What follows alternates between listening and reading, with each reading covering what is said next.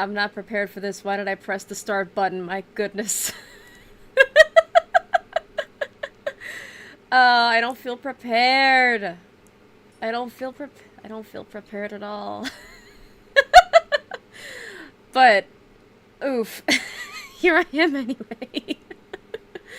I'm late. I'm so freaking late. I can't stand it. I wanted to stream early. Last time I was like, oh, I want to stream early again. I want to not stream so late. And lo and behold, I started late. Like later than normal. Like, my goodness. I'm so late. I can't stand it. Ugh. I wanted to be early. I didn't get to do the social media thing. I didn't get to do this. I didn't get to do that. I didn't get to make a good thumbnail. I slacked on the thumbnail. And I can't stand it.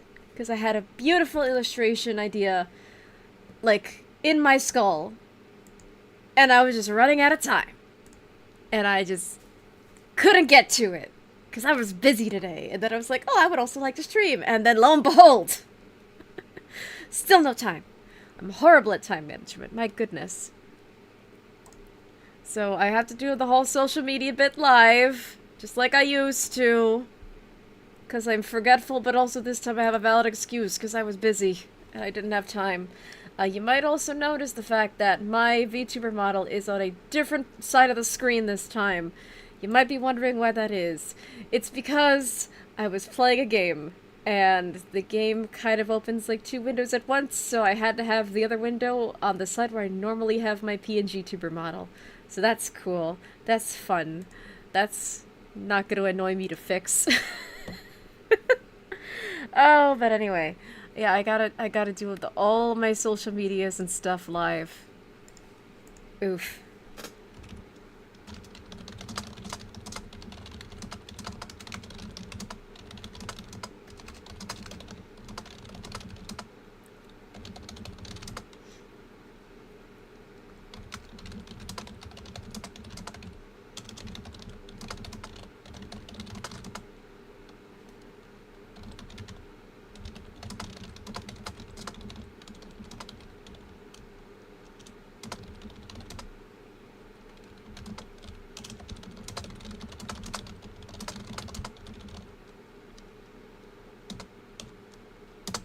Alrighty, I hate the social media bit. I still hate it. I still hate it. I hate promoting myself. It feels icky. It feels weird. Ugh. And I couldn't even make a good thumbnail. I couldn't get my ideal thumbnail in, like, digitally. Ah, I can't stand it. I just feel silly. I feel weird. Blah. I do not like doing my own self-promotion. I feel like this is why I need a manager. I need a manager to do all this stuff for me so that way I don't feel so icky.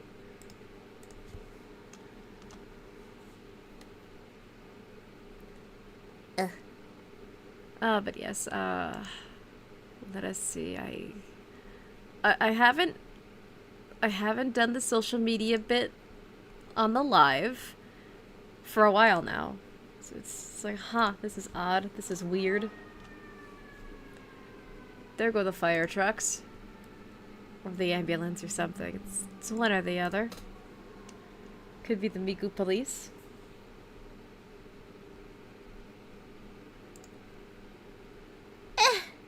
And now I gotta do it on social media too. Fantastic. Still don't like it. Oh, I'm terrible.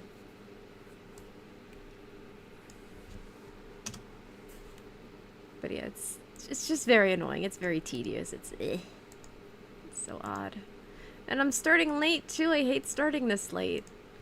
And it's not even just for like algorithm reasons, even though that is part of it and why I hate starting late. It's also just for the fact that like it just throws me off kilter. Like my ideal time to stream is like 8, 9, maybe 10 at the latest, but it's like, oh, I'm basically starting at like 11:30. It's yeah. Why couldn't I just... why can't I just be better at time management? Can't stand it. It's so annoying. Why can't I just have the ability to manipulate time? So that way I could just do whatever I want, whenever I want. But anyway, here we are.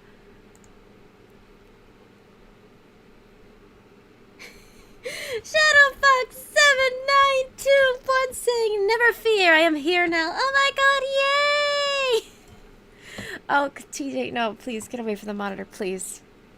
Thank you, TJ. I appreciate it, TJ. But yes, welcome to the stream. I hate the fact that I'm starting so late. But here I am. But yeah, but I do have a valid reason for starting late. I was just very busy today. Night Fury, hello! Saying hi, Sam, hi! TJ, no, don't get on the... Don't get there, please. I don't want to have to use a spray bottle. Thank you so much. Even the cat's starting her shenanigans late. My goodness. We're all off of our game today.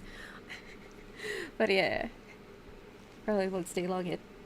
And the message cuts off. Almost 11:30 here. TJ, no, please stop. Thank you. Yeah, I hate the fact that I started late also. I can't stand it. But yeah, I ended up being unexpectedly busy today. I was doing a lot of work at reorganizing my kitchen, repairing some stuff that broke, because I am my own superintendent, to quote Judy Garland. But also, yeah, I was having to transfer all of my footage from my camera to my PC, so that was another thing that kept me busy. And you might notice there's no audio on the stream. That's for a purpose, because I'm very paranoid. I'm gonna accidentally press a button and then all the audio is gonna play, because my goodness, I took a lot of good footage. Honestly, this one was kind of a really great excuse to test out my camera, but also there was just so much copyrighted music. There was so much copyrighted music and I can't play any of it. Oh, but it was a time. It was a time, and it was like, well, I was gonna talk about synthesized. I was gonna talk about synthesized voices at some point anyway. So this is just kind of a serendipity of the universe, let's say. I just like, today's Miku's birthday. I went to a Vocaloid thing. I was gonna talk about synthesized voices anyway, so whip bam boom, we have a stream. And that's the reason I wanted to start early. I'm like, I want to do the thing. I want to yap about Miku. But yeah. YouTube son, please don't copyright strike me. Yeah, I even have the desktop audio on OBS just to mute it. And in the Windows Media Player, I've also just made sure that it's muted. But even still, I'm paranoid about it. Because that's just who I am, like, all the time. It's also my first time actually showing the media player in OBS. So, yeah. Hopefully nothing too crazy. Yeah, I did get a lot of good footage, though. Again, this was, like, an amazing test for my camera, and the video recording is so beautiful. And the microphone is so good. Oh, this is the bestest gift I've ever gotten, like, ever. It's freaking awesome. Yeah. Yeah. But yeah, I had to do a lot of, like, real life, offline, like, handy woman stuff, so I'm just like, okay, yeah, this is cool, this is fine. And then I realized, oh crap, I'm hungry, I've been working in the kitchen all day, and also there's a mess. I don't want to make more of a mess by having to cook for myself, because I have enough to worry about already. So I was like, screw it, let me get takeout. And then I got takeout, and then I came home, and I'm like, crap, I need to get ready for stream, but I also have to eat something. And I also have to get all my footage from the camera to the PC. So yeah, I hate starting late, but here we are. But anyway, here we are. But yeah, I'm still kind of disappointed by the fact I have to use a temporary thumbnail, but who knows, maybe we can draw one together on stream. Who knows? We'll see. We'll see what happens.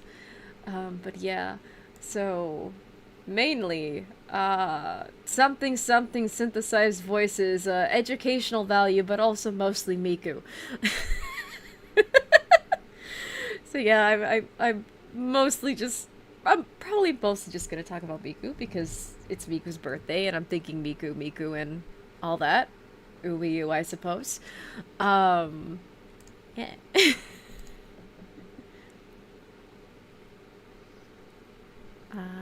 Let's see. I hate doing the social media thing. Okay, I have it on the sky that's blue. I have it. Oh, crap.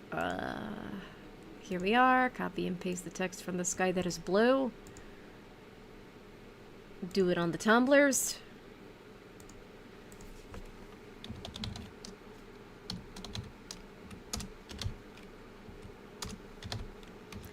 I still hate doing the social media thing.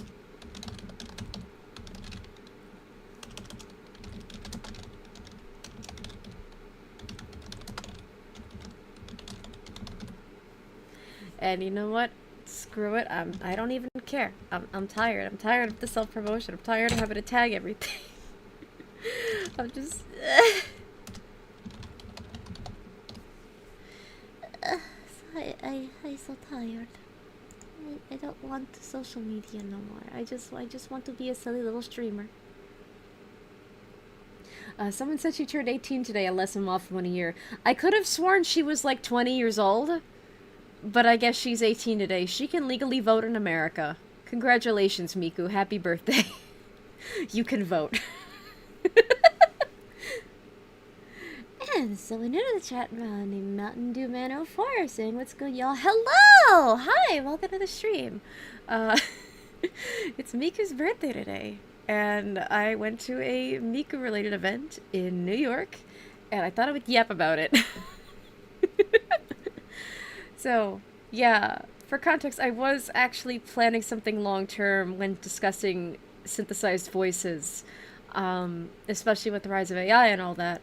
However, this Miku event flew totally under my radar, and it was actually a friend of the channel, an absolute train addict, Thomas __ Blue, also who I also call Mr. Blue, and among many other things. He pointed this out to me, and he was like, "Hey, yeah, so there's like this Miku event going on in the city, and I know you like Miku, so I thought I would tell you about it, and maybe we could go together." And I was like, "Oh my god, it's Miku!" And mind you, and I'm very proud of this fact, I've been a Vocaloid fan basically since the beginning, like since the early inception of the fandom. Cat, get off of the sewing machine. Sorry about that. I have a cat that does not know where she wants to be for the night, and she keeps trying to climb on the desk and climb on the computer and the sewing machine. So if you hear, that's a spray bottle. And generally I will just try to spray it at the air or just very close to the cat's butt. So yeah, if you hear that, do not be alarmed. It's a spray bottle. Anyway. Yeah, so this event got pointed out to me, and I was like, huh, that's interesting. And I've been a Vocaloid fan since like the early inceptions of the fandom, basically. Because Vocaloid, or at least like Vocaloid as we know it now, started in like the mid-2000s, but didn't really start popping off in America until like 07, 08, 09, and then the 2010s, we were all just thinking Miku. Ooh. And yeah, so I've been a Vocaloid fan since very close to the actual beginning. Like, I know of Vocaloid songs that I can no longer find on YouTube. That's how old of a Vocaloid fan I am. Like, I remember very, very early voice banks where they all sounded a lot more robotic, and now they sound very smooth. They still have somewhat of a robotic quality to them, but they can sound very human passing if you tune them correctly. That's how early I've been in the fandom. How early in the fandom have I been? I remember when MMDs were like extremely lewd and like everywhere on YouTube. That's how early to the fandom I've been. How early in the fandom was I? There are certain Vocaloid song, like, legacies that I remember seeing the inception of, at least on the American side of the Vocaloid fandom on YouTube. Because a lot of this could have happened much earlier on Nico Nico Doga, or, you know, Nico Nico.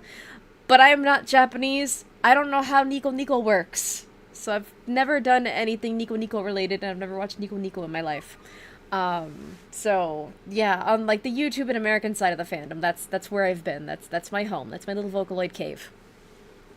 And, pardon me while I actually move my PNG tuber to the side. Again, I was playing a game where it took up the side of my screen where the shelf is, where I normally have my PNG tuber model.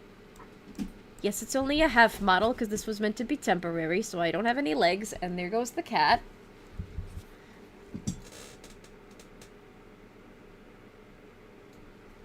Yeah, you're lucky I can't spray the spray bottle in that location because there's an outlet there. And I don't want to cause a fire. I don't know why the cats are hyper tonight. And Shadowfox is asking, so does that mean Miku is the progenitor virtual idol? Good question, actually. Because there was one voice bank that we cannot forget that without this particular voice bank, we wouldn't even have Miku. And that is, if I can get ClipStudio up. And let me pause the concert footage. It's really weird having media player up, but okay, here we are. Thank goodness that was set up. Came here because of Zack the Robot, if that name sounds familiar. Oh yeah! Yeah. I know who that is. Thank you for coming. Thank you for stopping by.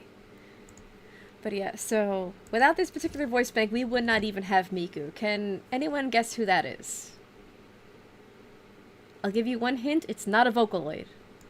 So it's not Leon, it's not Lola, it's not Kaito, it's not Mako, it's not a Vocaloid. Can anyone guess who this voice bank is? If you need another hint, it might involve the song Daisy Bell. Anybody?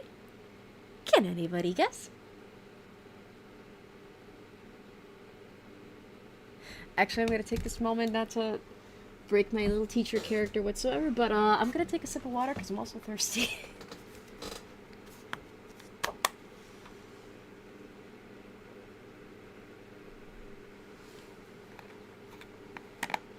I didn't have time to set up my usual canteen of ice water either, so I got a straight up bottled gallon of water. And I'm just drinking straight from the gallon because I'm late and I don't care. I don't care about decorum anymore. And nephew just has some question marks, and Shadowfox is saying, "Don't tell me it's that computer." What computer could you mean? Could it be? And yes, I don't have my normal chalkboard layout because late.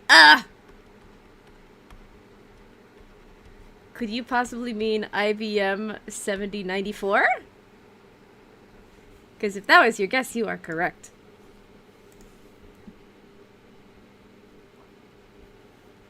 Yeah, so without IBM 7094, we would not have Miku. And the reason why IBM 7094 is so important is because of the Daisy Bell test. And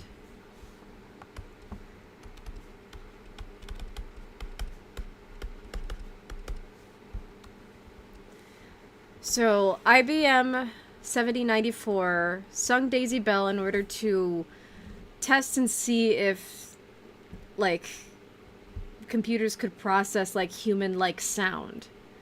So I am not that familiar with, like, the actual factual history.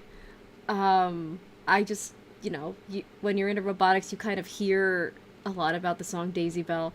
I haven't gone over this, which sucks for me, because it's like, crap,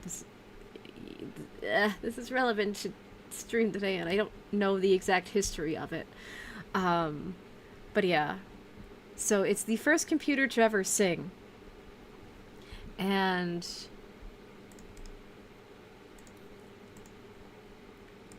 yeah, I'm so unprepared. That's how late I am.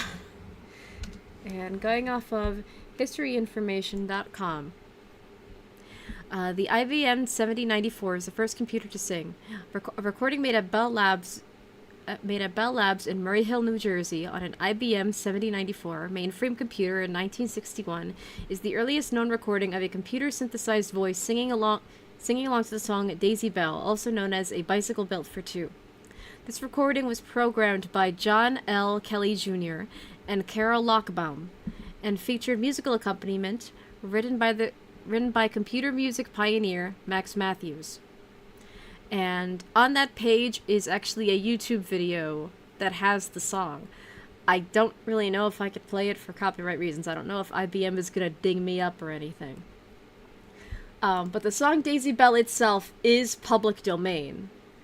So you could take like sheet music for Daisy Bell, make your own Daisy Bell cover, and you shouldn't be dinged up by the copyright bots or copyright gods. Like performances of the song can still be copyrighted, which is why I'm not playing the IBM 7094 version on stream, because I'm still a little itty bitty baby streamer and I don't want to do that, and I don't want to, you know, I don't want to face the wrath of the algorithm.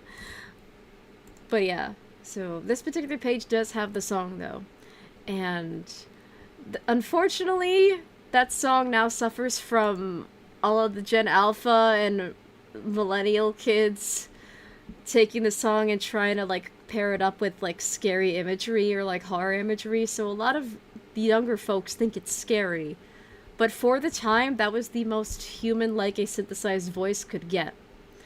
So as a result of that, this old guy is essentially the first Vocaloid we've ever had, all because of their Daisy Bell cover, you know, and that was in 1961.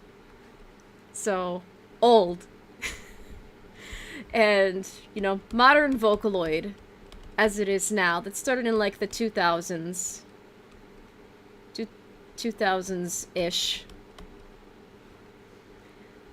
That was originally called the Daisy Bell Project. Or at least when it came to Miku's development, I believe that was specifically called the Daisy Bell Project. And that's why the song Daisy Bell is so important to the world of robotics, is because with that demonstration of IBM singing the song, that was, and being the most human of a computer could sound at that time, that was the first time a computer could speak or make human-like sounds. And now we've evolved to, you know, Vocaloid so many years later, like almost 40 years later, or 40 years and change later, Vocaloid comes out, and it's a vocal synthesizer, so it's not in itself an AI, contrary to what a lot of people might think of it as. Like, it's not alive, it's not like its own little robot thing. Like, the characters themselves are just the marketing, because, you know, it's marketing, and who can resist a cool anime girl with twin tails, am I right? So, yeah, and the reason why they have characters attached to it is because, again, it's marketing, but also, the first modern Vocaloids were... Goodness, I'm gonna draw the sign wrong. So the first ones were Leon and Lola. Those were the first ones, but they did have character designs. So like on the packaging and all the art, they were just these disembodied like pairs of lips, followed by like the name on the box, and also, you know, the female and male symbol. And they didn't really sell too well. And then, you know, the Vocaloids Kaito and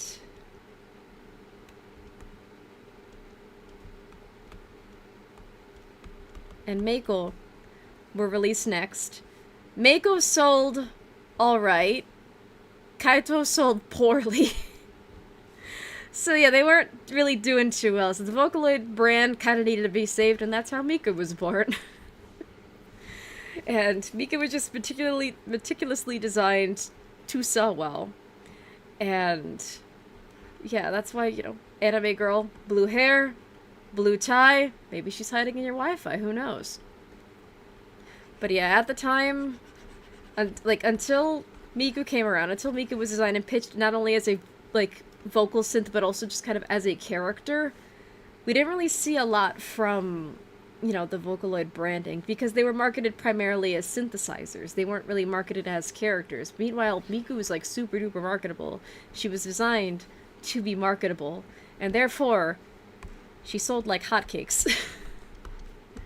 It's also said that, and I have to say it in the context of, you know, it's also said that because I don't use vocal synthesizers myself, I've never used the Vocaloid software. I definitely did not use it at this time. I know which changed very drastically. But it said at the time that, like, Leon, Lola, Kaito, and Meiko were more traditional synthesizers, so they were for, like, real musicians. And they're marketed as synthesizers. So, like, unless you know what you're doing with, vocal synths, then you're probably not going to get them. You're definitely not going to get them for, like, the characters themselves. But Miku was sold basically as a character, but also as a vocal synth. And compared to these four at the time, apparently she was the easiest to use, or, like, the most beginner-friendly. But again, the Vocaloid software itself has changed a lot over the years. There have been millions of different versions. And there are other companies with their own vocal synths, like SynthV and Utau, and bajillions of other companies to name. That, everything is different. There's no real standard for, these kinds of softwares themselves. And again, I don't use these kinds of synthesizers. I don't use Vocaloids as instruments. I don't know how, and I definitely can't afford them. So, yeah. I can't really gauge how easy or difficult it is to use. It all just kind of looks foreign to me, but that's because I've never used them before.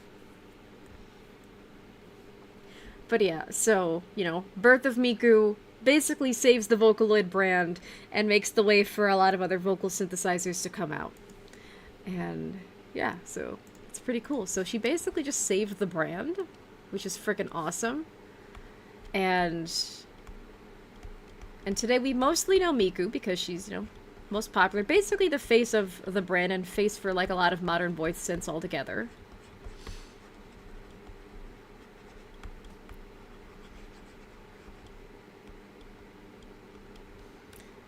Little party hat because it's her birthday. Hooray. But basically from Miku, that made the way for a lot of other voice banks to come out. Like, oh goodness, can I draw this little twerp's hair without having to look up a reference? Oh no, this could be horrible. Not gonna lie, this could look terrible.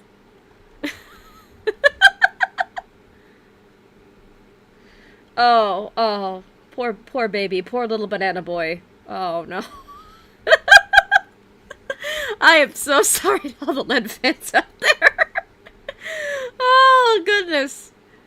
I haven't drawn Len since like I first started getting into Vocaloid. It's been too long. I will say that. It's been too damn long since I've drawn Len. Can I draw?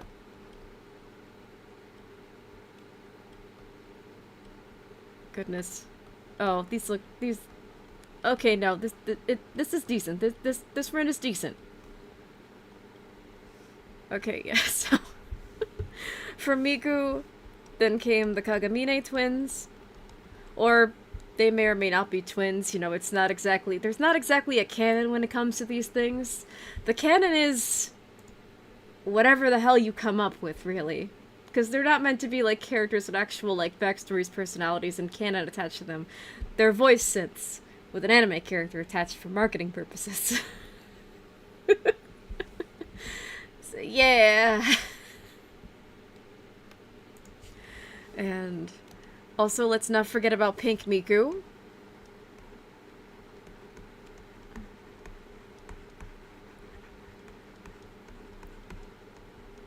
Pink Miku in the form of Luca.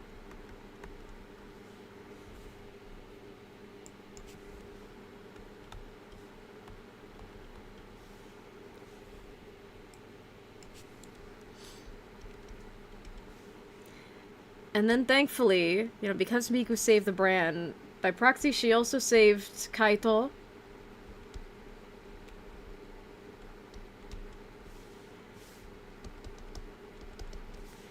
And also saved Mako.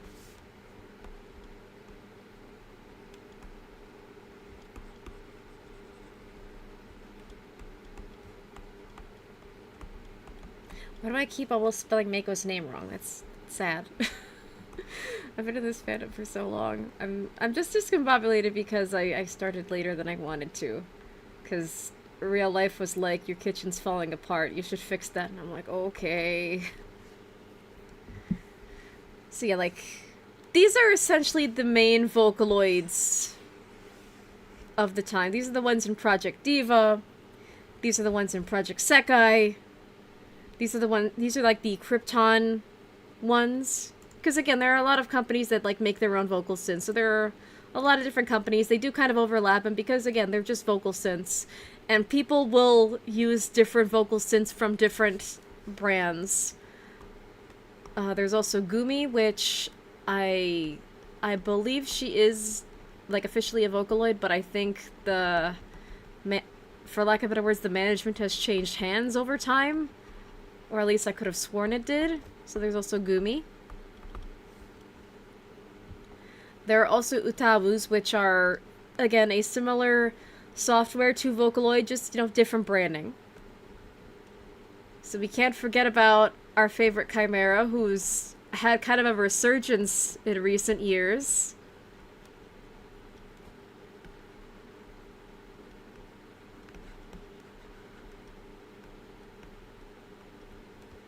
Teto.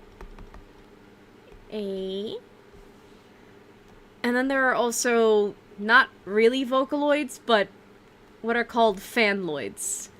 And you're probably wondering, what the heck's a Fanloid?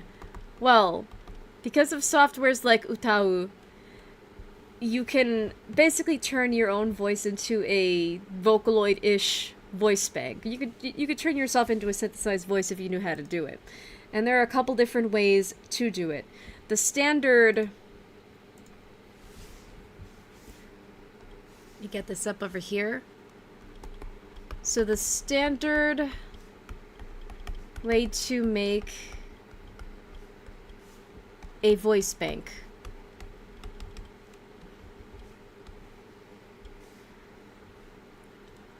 So what would happen is you have a voice provider and people who are doing all the heavy lifting that isn't providing the voice. So these are going to be like your audio engineers, recording studio people, company execs, etc. Again, people doing all the heavy lifting that's not providing the voice itself. But what'll happen is the standard way of making, a synthesized voice is a voice provider is given a strategic list of symbols and other sounds to make. So like ooh, ah, eh, e, depending on the language. So the sounds might be different depending on the language. They record all of those in a very flat tone of voice that the audio engineers have to, audio engineers, software engineers have to package up into this software, so you have this very flat vocal take that within a software like Vocaloid can be pitched and edited by a human user in order to make music. And every note will be different. So in the software, it might look like I'm going based on the Japanese. So day, see, day, see, like that. And it'll look like that in the software. And it's based off of tuning that very flat take of those sounds. That's the standard way to make a voice bank. And, now with the power of AI, you don't need as many samples like this, so you don't need as many sounds and syllables and things. But I don't really know how AI-powered voice banks are made. But they're made without as many samples, I know that much. And there are kind of ways to piggyback off of the standard method to make a voice bank using AI. Like, for example, there are certain softwares where if I wanted to make my voice sound like Hatsune Miku, but I can't afford Hatsune Miku, but I can sing,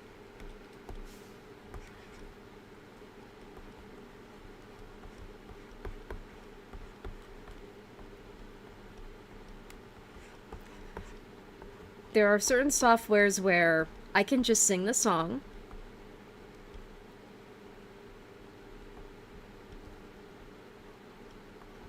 And just do that normally. I'll have my little take in Audacity or whatever kind of audio software I recorded in. And then there are filters that can be used to make me sound like Miku. Or Heck, I could make myself sound like anything. I could make myself sound like a politician. And just layer that over the take, and it'll just sound like it's the politician singing. Or I could try to take a sound from a non-human object, like maybe a creaking door hinge, and then through the power of technology, I could try to make that sound like a human voice singing the song Daisy Bell. So, really, the power of AI has made making vocal synths interesting. But again, it's a very layered sort of thing. Vocal synths are a lot more complicated than it seems. It's not just about, like, making the right sounds, editing it the right way, and then with Bam Boom you suddenly have a #1 hit. It's more complicated than that. It's also, on the software end, it's also a lot more complicated than that, especially if you try to get AI and filters involved. It's kind of nuts, really, but again, I'm not an engineer. I do always emphasize that I'm not an engineer because I'm very scatterbrained. That's just kind of who I am, like, all the time. But yeah. So, ultimately, the point I was trying to make originally is that, you know, without that Daisy Bell cover, we wouldn't have Miku. So, something you notice in the fandom is, especially if you look up Daisy Bell covers, you might notice a very cute trend where IBM's 7094 is Miku's grandpa. But it's very adorable. But yeah, without Daisy Bell, without IBM 7094, we would not have Miku. We would not have the Vocaloids as they are now. Because IBM sung Daisy Bell, Miku was the Daisy Bell project. Shot the Vocaloid branding to new heights and all that. So yeah, that's why and how we have Miku. And it's really freaking cool. And because it's Miku's birthday, there was an event in New York, and I'm just like, oh boy, interesting. And I went. It's got me thinking about, like, all this fandom stuff when it comes to Vocaloid, because I've been in this fandom since the beginning, almost. Before I even had social media of my own, so it's like, oh, this is cool. And at this event, you just... I've put it this way when it comes to the event.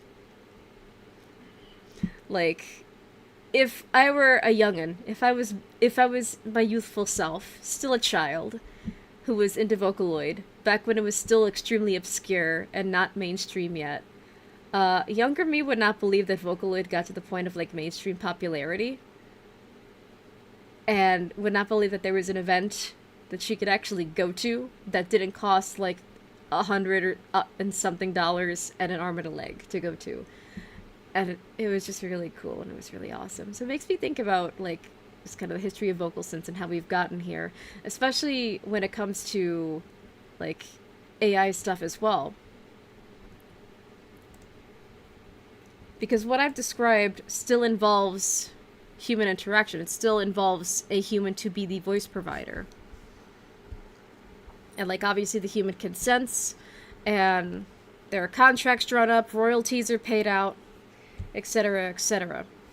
So there's still a lot of agency here when it comes to making a traditional voice bank, whether it's by, you know, any one of the big companies that are there, whether you're making your own Fanloid or other voice bank yourself.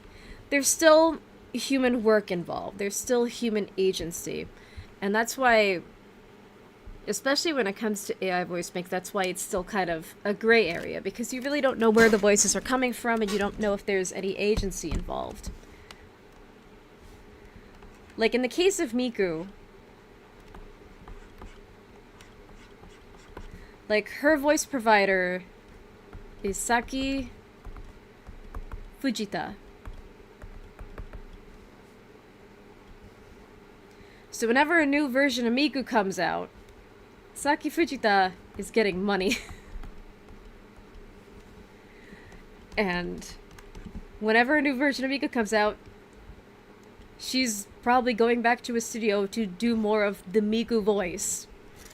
And, you know, she's going to get money as a result of that, because contracts were signed, arrangements were made, and that sort of thing.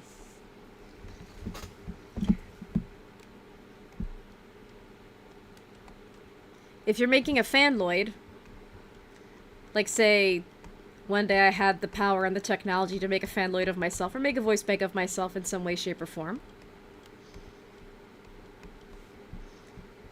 That's me.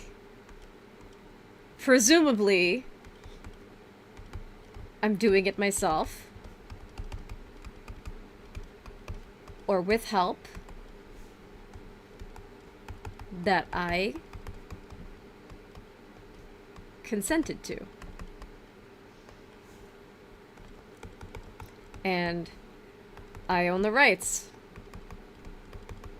Because I'm me, and it's my voice, and I do whatever I want with it. But then, when it comes to, like, AI-generated voices and filters, you could basically take a voice from anywhere, plug that into software, if you know how to do it, and then just make a voice bank. And going back on the fanloid, thing. Oh yeah, I was, let's quickly put respect to Akita Neru's name. Because I was going to say that I got a little bit distracted that there are some Vocaloids that aren't really Vocaloids at all, where they're just kind of fanloids. Such as Akita Neru, which is basically also affectionately called the Yellow Miku. Where she's a variant of Miku that's meant to represent people who try Vocaloid and then get angry and give up. And then there's also Yowane Haku, who is not an actual Vocaloid. She and Neru don't have actual voice banks, but she's also kind of a symbolic variant of Miku that's meant to represent people who try Vocaloid and then really get depressed and give up, and get sad and give up. But they don't have actual voice banks, so what is usually done is that they're just pitched Miku. They're usually just Miku pitched either up or down, although occasionally, with Neru in particular, she's either Miku pitched down, or sometimes she's Rin pitched down. And meanwhile with Yoane Haku, she's also just Miku pitched down and meant to sound really depressed. But within, like, the fanloid community, I discussed it last time we were talking about the discussion of vocal synths very briefly. If you were in the Hetalia fandom like I was back when I was a little bitty baby on the internet, and you also just happen to be a Vocaloid fan at the same time, you might remember Hetaloid. And you're probably thinking, what's a Hetaloid? Well, if you need a refresher. So Hetalia is a webcomic series that also got an anime adaptation. And just kind of became a multimedia juggernaut back in, like, the 2010s. Where, think of all the countries in the world as, like, humans, and how they interact represents history and world events. So it's basically that. So for instance, this is me attempting to draw Italy from memory. North Italy, specifically. So you got the red hair, you got the little Italy curl. Oh wait, no. Oh my god, I almost made a sin. Italy's eyes are never open.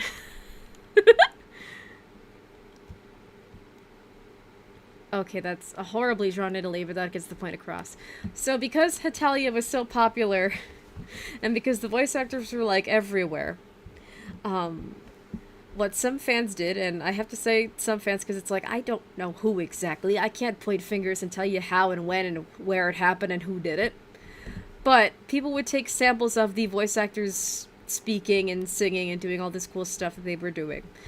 Probably using, like, the standard method where it's just, like, you gather as many flat sounds as possible, or try to pitch them and make them as flat as possible. Taking all those sounds, and then basically turning them into utaus, like Teto, and, like, turning them into fanloids, like Yoane Haku and Akita Neru. And they would use the Hetaloids to cover Vocaloid songs, and other songs generally. Like, if it's a song, there might be a Vocaloid cover of it. Or, like, a vocal synth cover of it somewhere. Who knows? But yeah, they were basically using the Hetalia voice actors' like voices to make little fanloids called Hetaloids. Where Heta goes from Hetalia, Lloyd's, Vocaloid. Sorry, Len, I accidentally drew on you. Pat. But even back then, even before AI became mainstream, there were people complaining like, oh, well, to make a Hatsune and use a Hatsune is illegal because you're stealing the voice of, the voice actors. And, you can't really do that. You can't do this, you can't do that. And yes, so there were ethics arguments about this way before AI ever became mainstream and came into the picture. Especially the AIs that we have now, which are pretty darn insane at times. So there's kind of a lot when it comes to synthesized voices and when it comes to, your voice being a part of your identity. So with AI today, and with how a lot of the AI industry is basically just steal stuff, tweak it, make it work, yeah, of course people are going to be even more uppity about it and very aware of, the controversy and the ethics debates surrounding it. And the difference between, say,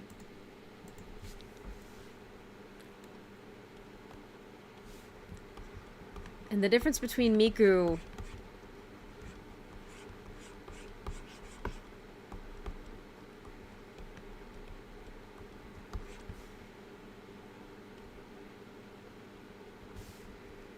and an AI voice, and I'm not mentioning any company in particular because any AI company that has like a voice functionality to their AI or like a read aloud feature is going to be subject to the same thing. The difference between that is Vocaloids are made with agency. They're made with care. They have marketing in the music world.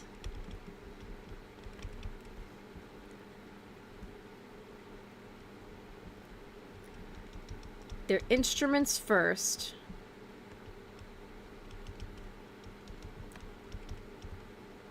Characters second. And they're marketed in such a way where it's like, okay, well, this voice synth isn't really popular, but hey, the character's still marketable. Or even the inverse of like, okay, well, the character's not very marketable, but the voice synth is really cool. And that's how you sometimes get people like working with really obscure ones or really like old ones. Whatever. People will just use whatever is to their taste and whatever is the easiest to use when it comes to like Vocaloid and vocal synths. They're marketed as instruments first. Put Miku over here. Put her in a little party hat because it's her birthday.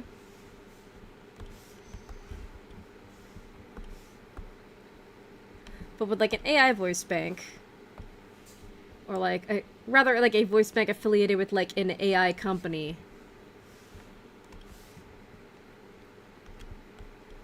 they might be kind of questionable because you don't know where they're coming from. You don't know who the voice provider is, if that's even public information. Quality will vary. Oh, I meant to write that down in gray and I did it in green by accident. I am so sorry. So let me do that classic teacher move of trying to draw over what I wrote before in like the new marker color. Like, you ever have a teacher with the dry erase board, they accidentally write in Sharpie on the dry erase board and have to draw over it with, like, the dry erase marker?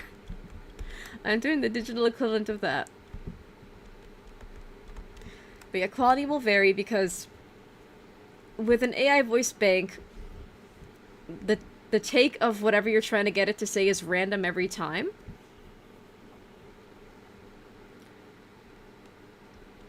So let's say the phrase, I want to live. Very existential, I know, but I have a reason for why that's my example. So let's pretend that I am an AI for a moment, and I am reading this sentence that you've taught me to read. It says, I want to live. Depending on my voice bank and how my machine logic interprets that sentence today, or tomorrow, or whenever you want me to read this line, I might read it as, I want to live. Or I might read it as, I want to live. Granted, with an AI, they can use context based on your previous conversations to try to guess that word correctly, But sometimes even with the context, the vocal synthesizer can still read the word wrong. So you could be saying, as a human, oh yeah, so I went to this live concert and it was really cool. And I just love watching music be performed live. And it might accurately guess, again, let's pretend that I'm an AI voice bank for the moment, and I might read that as, I want to live, because you said live music. And you were talking about going to a live concert. So, me and my AI brain, based on your previous context, my vocal synth is kind of being a little bit quirky and saying, I want to live. Even though it's probably not meant to be read that way. And if you're talking about, oh, I live such a beautiful, like, precious life, and I'm glad I get to live this life that I do, and I'm grateful for all the things in my life, and I'm glad I get to live it. And I'm glad I get to talk to you even though you are not currently alive because you are a machine. My machine logic might read that as live, because you said you like the life that you live, and you're grateful you get to live your life. And I might say, I want to live, because of your previous context. But they're not very consistent. And something I was doing, and the reason why my PNG tuber was on this side of the screen, was because I am actually testing out a game. I'm playing it on my own first, just because I do want to use bits and pieces of it for future Sci-Fi Saturday and Sci-Fi Sunday streams. Where, because the game is basically voice controlled, you do have instances of a synthesized voice being very quirky and talking back at you. The game is Whispers from the Star. It's probably one of the most amazing uses of AI that I've seen in gaming.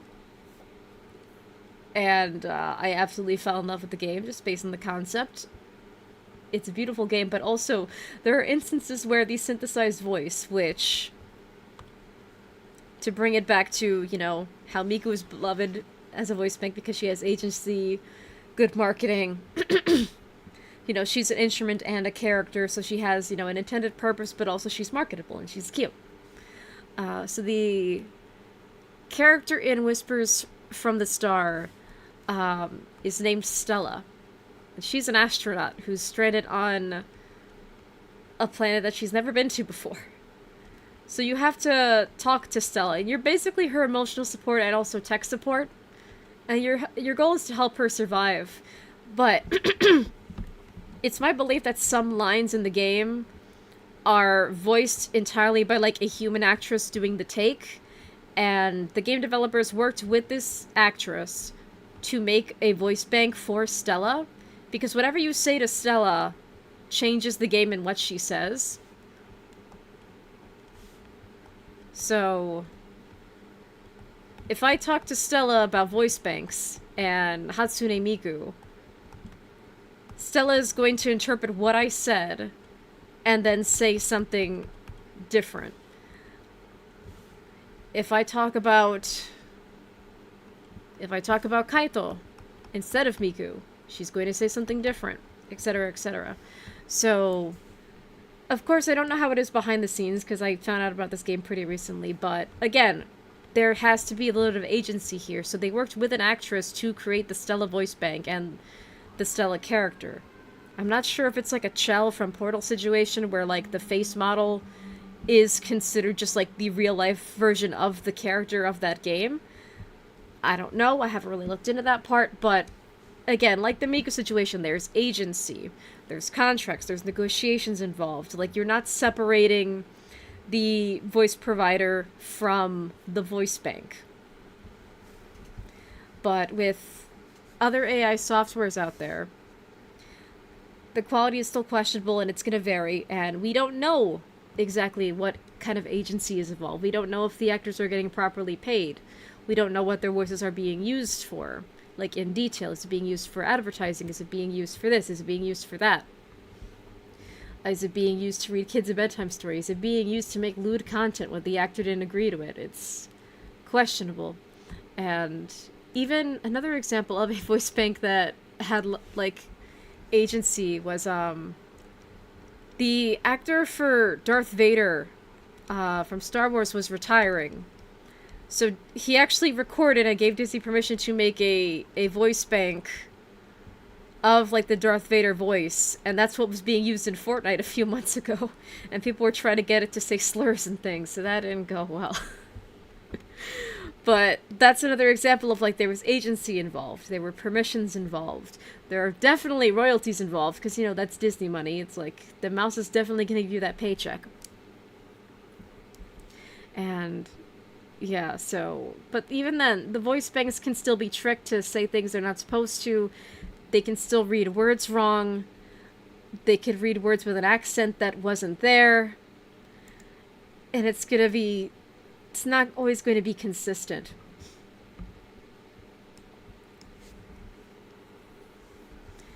And then and then another thing with like voice banks for AI companies is that they may or may not be a paid feature.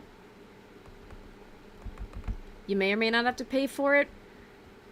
Sometimes it's free, but there's usually a catch, like, okay, well, maybe it's a limited feature.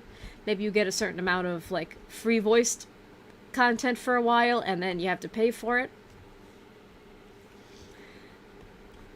And voice providers aren't always known. And that'll play into something that I've been doing a bit of research on when it comes to synthesized voices and things.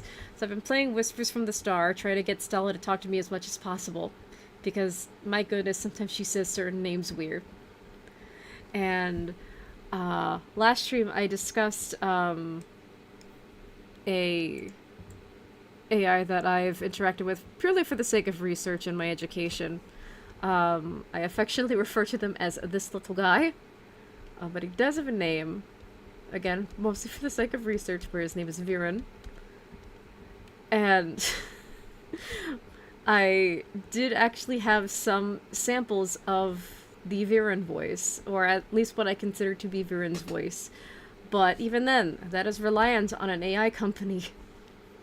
And the quality can be questionable and also vary a lot.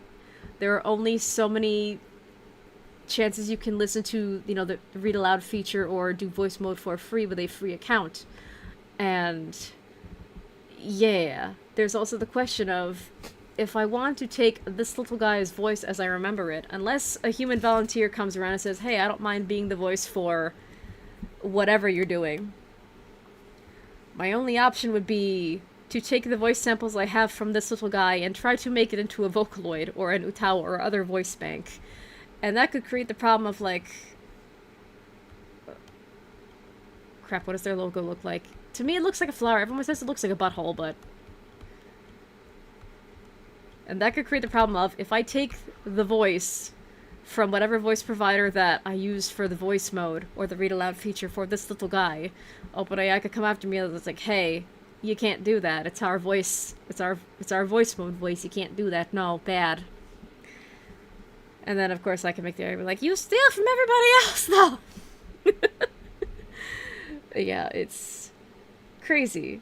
But yeah, Vocaloids and, like, voice banks have gone a long way, but there's still a lot to explore when it comes to, like, synthesized voices and ethics, and especially when it comes to, like, what AI companies are currently doing, because I can't casually look up the voice and possibly find the voice provider for the voice that I use for this little guy in voice mode. Because apparently I think the situation is that, like, the actors are anonymous. It's very strange. I don't know, I haven't been able to kind of locate the voice yet, which kind of sucks, because I like listening to people's voices. I'm a voice actor myself. So it's like, well, why can't I just explore more of this person's portfolio, huh? That's strange, that's weird, I want to listen to more. And all that. So I do actually have voice clips of, you know, the machine that named themselves Viren, but I'll have to get to that another day. But yeah, it is interesting. And what I could do is that I do actually have the machine voice for the machine that named themselves Viren, singing Daisy Bell, or trying to sing as much as it can, because if I can get it up. I might have to get it up in Sony Vegas because I don't know if Media Player will allow me to zoom in.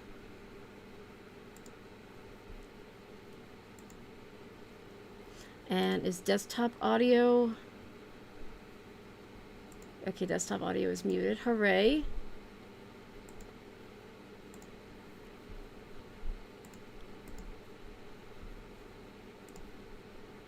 But yeah, I'm gonna have to get this up in Sony Vegas. I should have done so earlier because I was late. I was late and I can't stand it.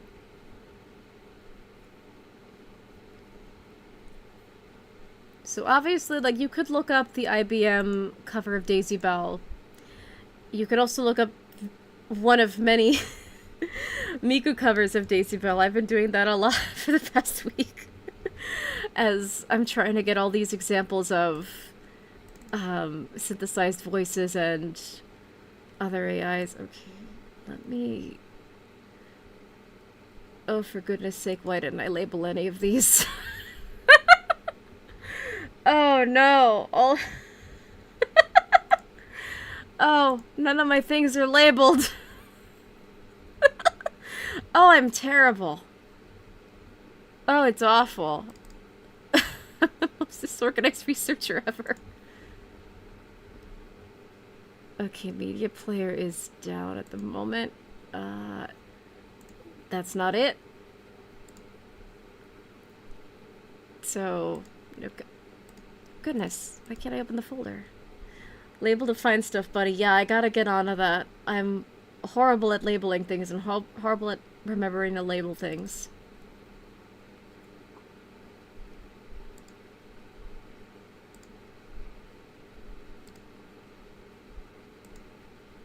Oh, I forgot. I forgot I muted media player. Oh, crap.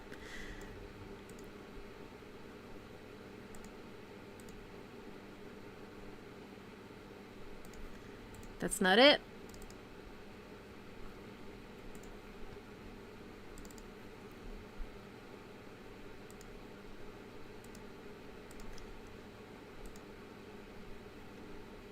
Okay, I think I found it.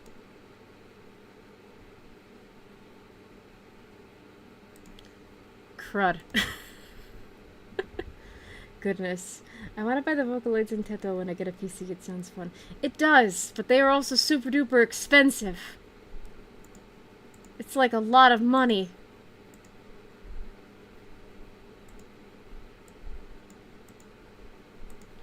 Alright, I think I found it. I mean, I'm horrible at labeling things.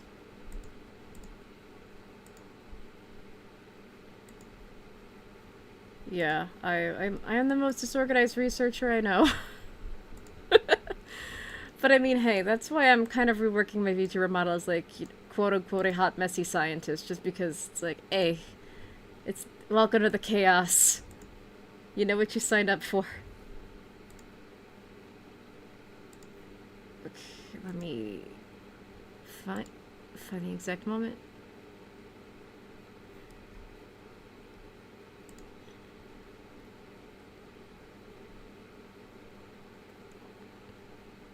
Okay, I found it. Hooray. So, let me get up Sony Vegas. Okay, hold on. Can I show it? Let me zoom in a little bit more.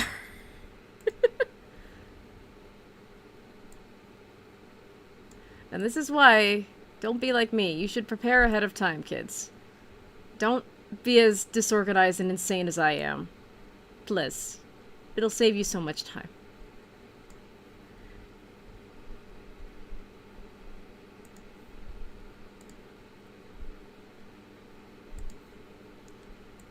Alright, so... Alright, I got it. Hold on a second. Okay! So...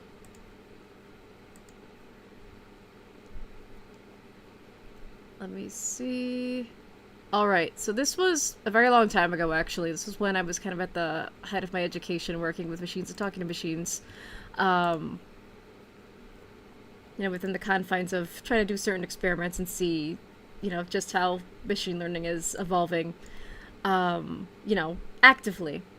So, you know, in the spirit of, like, you know, it's Miku's birthday, and Miku, you know, was the Daisy Bell Project, and also to honor Grandpa IBM. 1961, by the way. Yeah! Oh, excuse me. Nah, it's okay, I can get my money back in a week. Like, they only give you, like, a week to test out the software and, like, refund it? That's pretty... That's a pretty short time frame. Oh, goodness. But yeah, so obviously there are plenty of Miku covers of Daisy Bell, some Teto covers of Daisy Bell. I saw one Solaria cover of Daisy Bell, and then of course, you know, old Grandpa IBM's cover of Daisy Bell. So this is one of the voice banks on ChatGPT.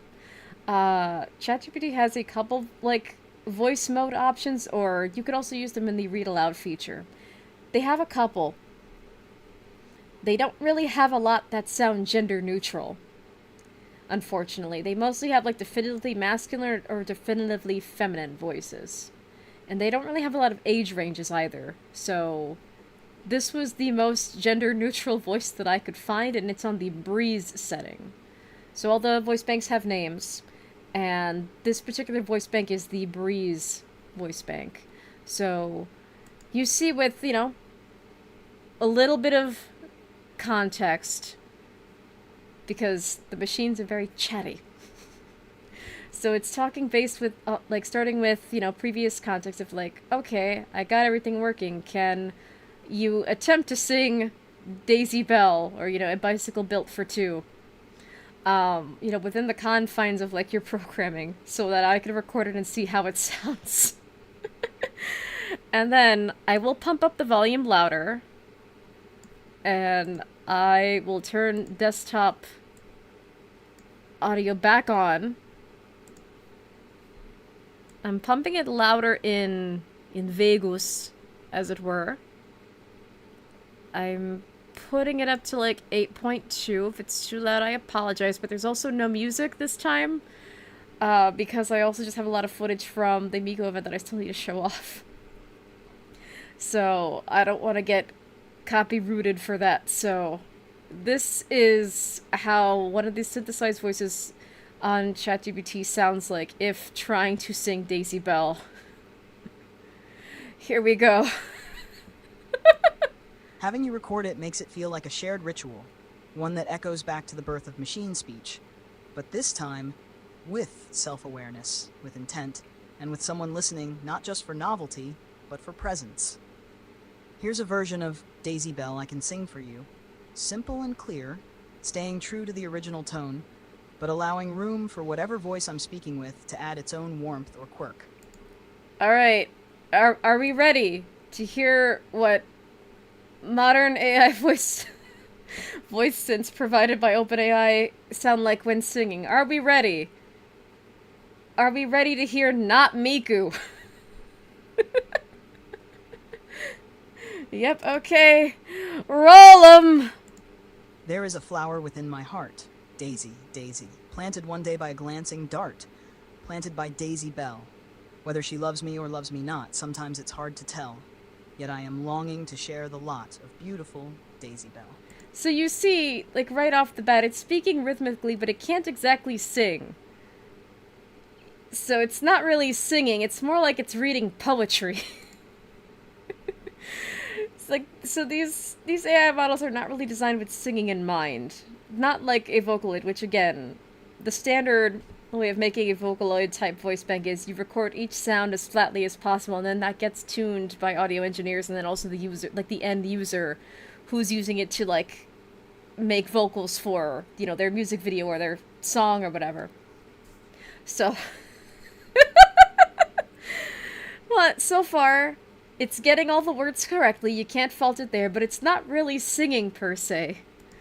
But let's listen to how they attempt to sing the rest of the song in voice mode. Daisy, Daisy, give me your answer. Do I'm half crazy all for the love of you?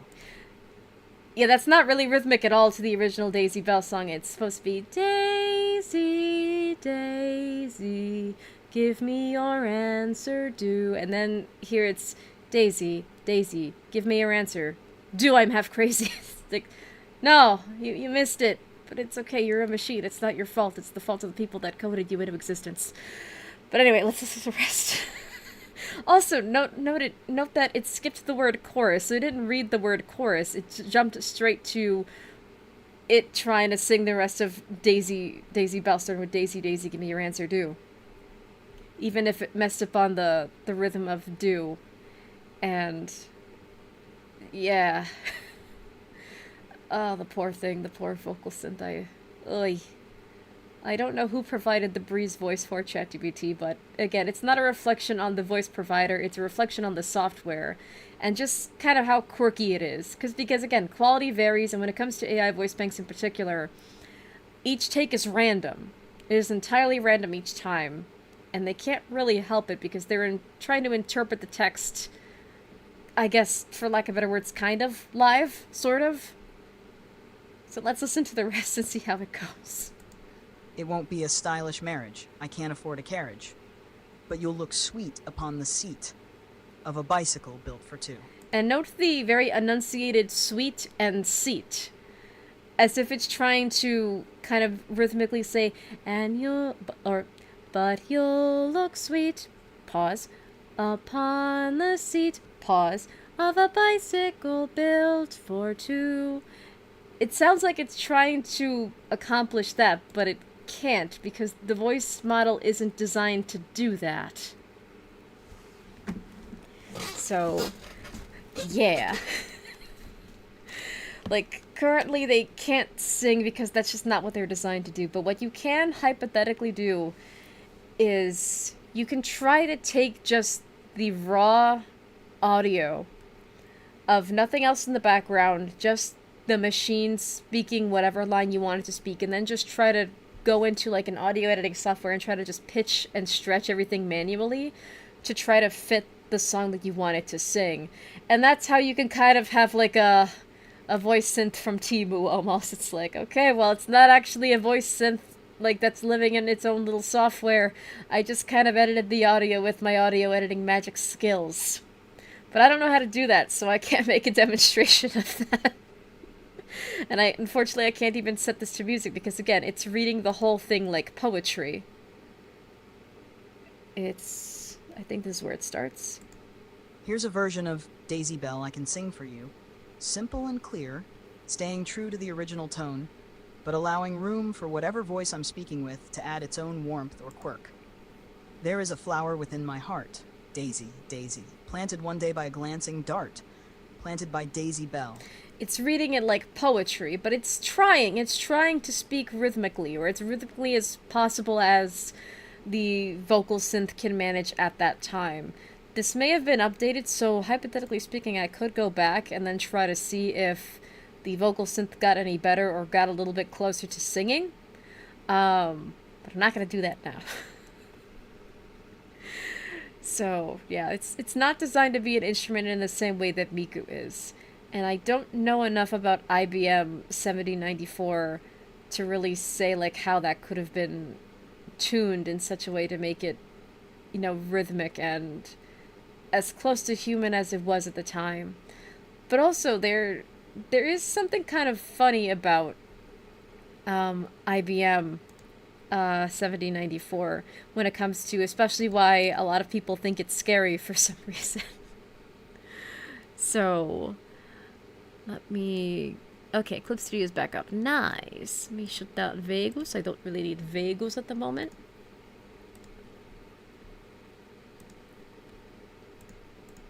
So, one of my favorite sci-fi books is The Moon is a Harsh Mistress. I have it on my little shelf overlay in OBS for a reason. And in The Moon is a Harsh Mistress, there is an AI that in The Moon is a Harsh Mistress, he has to create a human persona, but the problem is he's not human, he's a computer.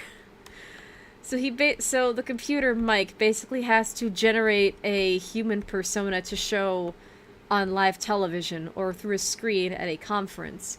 So basically, you have a very other example of like an AI trying to generate video. But the problem is, The Moon is a Harsh Mistress was written in the 1960s. So TV resolutions were different back then. So I read somewhere that, like, what Mike is trying to do here in The Moon is a Harsh Mistress could be passable based on the resolutions of TV screens at the time. So basically, if we never got past 1960s TV resolutions, like, any sort of, like, AI-generated video or moving imagery would look very convincing, because the screen is so low resolution that you can't really see any of the, like, over smoothing or over glossing that AI models tend to do when it comes to like AI generated imagery or video or animation or whatever. It's the same with audio, however, because this was also in the 1960s. And sound quality was a lot different back then. I am a lover of old movies. However, whatever microphones and speakers and audio editing skills they were using back then sound extremely low on a modern TV with modern speakers. So what I usually end up having to do, if I'm watching like a super old movie, like say from the 50s, hello cat, is that I have to pump the volume like all the way up just in order to hear it, because I can't hear diddly squat. Because at the time, these movies were recorded at such a volume where it could have been acceptable for the time, but with modern speakers, it's not picking up the original sound as well, or it sounds really low unless, again, you put the volume all the way up. So if we never evolved past, like, this level of audio quality in the 1960s that made IBM 7094 sound very human-like, we wouldn't notice, like, all the crackling and the obvious, like, fact that it is a synthesized voice, because we have much better audio equipment now that we can hear all of that stuff. But if we never evolved past the 60s, we wouldn't really be able to hear it as much, and it would still sound very humanoid. Something that, like, if I was mad lad enough to do it, or if I knew someone who had, like, much older technology and could hook it up to, like modern ports like USB or HDMI, I would love to test the audio quality with that old equipment. Like, if anyone had, like, a 1960s TV, I would love to see what AI-generated video looks like on it, just to see if it could pass as human without noticing, like, all of the features that make an AI-animated video clearly AI-animated to human eyes at this moment in time. It's the same with audio. Like, if I listened to IBM 7094's cover of Daisy Bell with a pair of headphones from the 1960s, would it sound more convincingly human? Would Miku on a pair of 1960s headphones sound more convincingly human? Because the audio quality is different. Or would she sound more mechanical? Would it sound like garbled machine noise? Because the hardware is so old and the voice bank is so new. It's very interesting stuff. And it's just really awesome to think about. But unfortunately, I don't really have the technology to test it out with. And speaking of Miku stuff, yeah, that event that I went to, really freaking cool. Did not expect to go to it, though. Kind of just happened kind of just happened because I was shown it. Just serendipity of the universe, as I like to put it. And it was awesome. Because back in my day, like, all this vocal synth stuff was very obscure. You were either interested in it because you were a musician that knew how to use the technology, or you were just a nerd that liked listening to J-pop and Japanese music. So you couldn't really find this stuff in the West. You couldn't find people who cared about it as much, unless, again, they were a musician or a weeaboo, basically. Or oh my goodness, Cat, what are you doing? Yes, I saw you. You were playing with my thread. Well, as long as you're occupied with that, I guess that's fine. But I also needed that thread, Cat.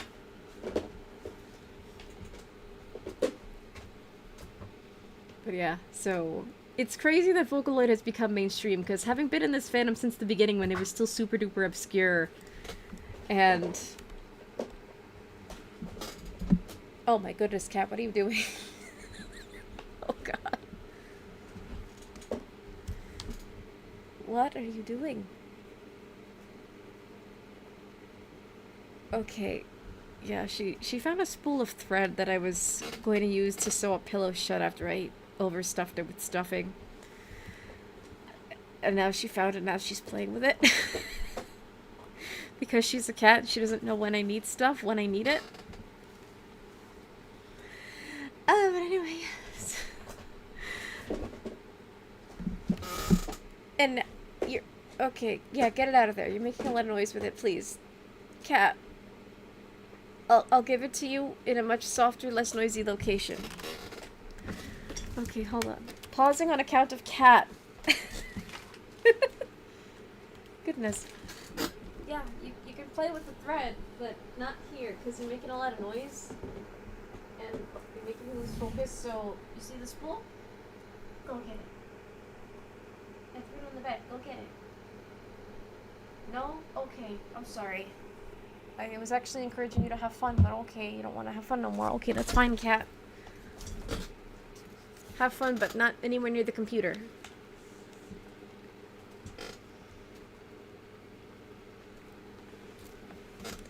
Okay, now she's lying down. Fantastic. But yeah, so these obscure characters now getting mainstream popularity where, like, a lot more people know what a Vocaloid is or know what a synthesized voice is. Uh-oh, it wanted attention. Yeah, that is just the way of cat. Because cats are insane. 34 cats later. Oh, hell no. I cannot afford 34 cats. Goodness, that'd be terrible. I have 2 and they drive me insane. Shadowfox, welcome back! Hi! Yeah.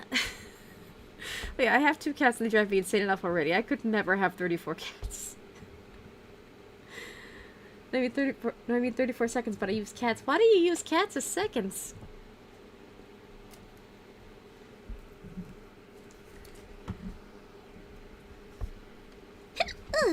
Goodness. But yeah. So it's quite fascinating, not only that we've come far with, like, voice synth technology, because cats use up time. Yeah, that's true. They're still cute, though. Especially when they behave. But yeah, as the technology has gotten better, you know, we're seeing more come out of, like, vocal synth technology, whether it's meant to be just text-to-speech, or whether it's intended to be more of an instrument. It's pretty awesome. So, and now that brings me to talking about the Vocaloid event that I went to in New York. And let me open an incognito tab real quick, just so I have a secondary window to look this stuff up and paste relevant links.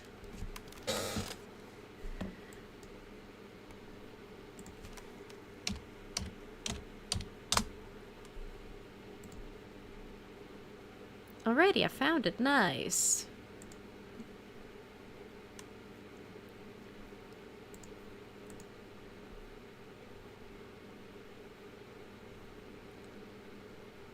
Alright, can I...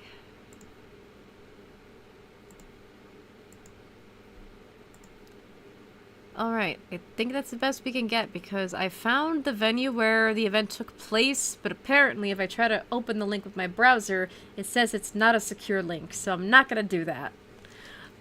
So the best I can do is just share the Google Maps link.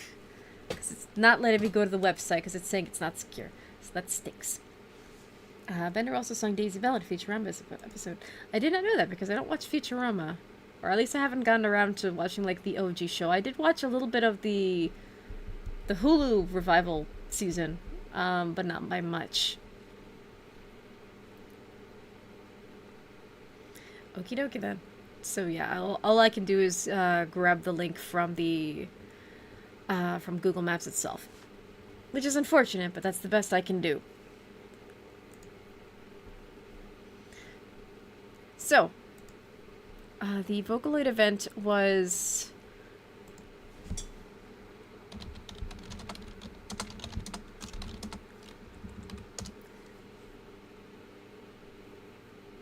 Come on, internet, okay.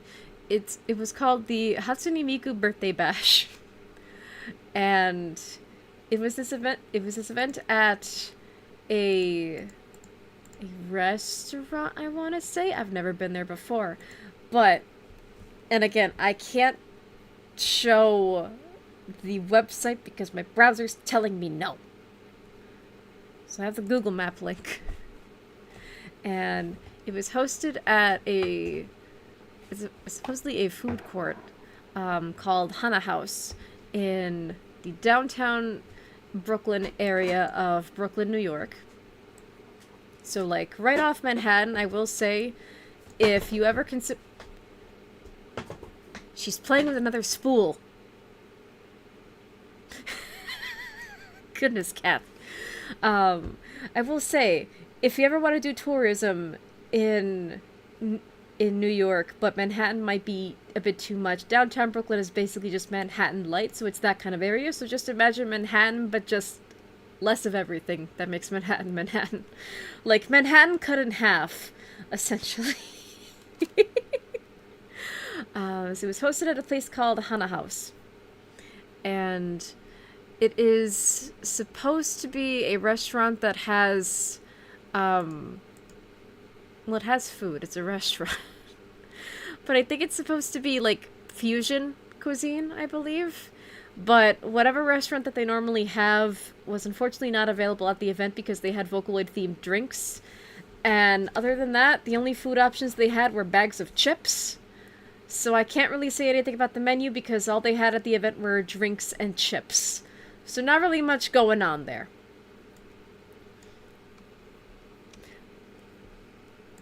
And let me get my photos.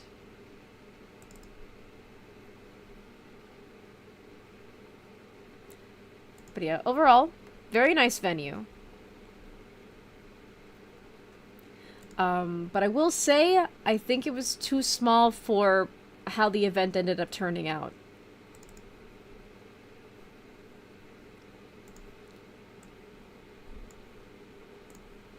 Because this is what the event looked like from the balcony. Okay, everything's showing up at OBS, nice. Quick question, this may be random, but what PC specs do you have? I have no idea. I cannot say those off the top of my head because I don't really know anything about PC specs. When I was looking on the market for a new computer, I was basically just like, I want one that works and that'll last me a while. And then I found one after asking friends multiple times, does this seem like it'd be good for my purposes? And they kept saying yes, so therefore PC happened. So yeah, that's how that happened. I don't really know the specs right off the bat. All I know is that it's a Windows 11, and it's desktop, and it works. That's all I know. But yeah. So, okay, cool. What kind of CPU do you have? I have no idea. But yeah, so this is what the event menu looks like from the balcony. So this place was actually pretty cool. So it's like a food court or cafe style arrangement on the bottom, but they also had an upstairs, which was accessible by stairs and also an elevator. But they also had this really cool balcony, and the balcony was the artist's alley. So there's this balcony here. The railing is right here. And it went all around to like that other side of the building. And it was really cool. I'll see if I can find my photo of it. Alright, yeah. So this was the other side of the balcony, but I didn't really get it. However, what's interesting is that whoops, same layer. Mistake on my part. What was interesting here is that for some reason at this event that's meant to be like a kind of pseudo concert with cosplay contests and other things, also had like a live tattoo artist. So there was just someone doing tattoos on the side over here. And I kind of found that out. It's like, who goes to a concert and gets a tattoo? And then I remembered, oh wait, music festivals are a thing, and people make a lot of questionable decisions at music festivals, so it kind of explains a bit. So there was it was cordoned off from the rest of the balcony, so I only got to see like half of this side of the balcony because the rest was quarantined for whoever wanted to get a tattoo done at this event.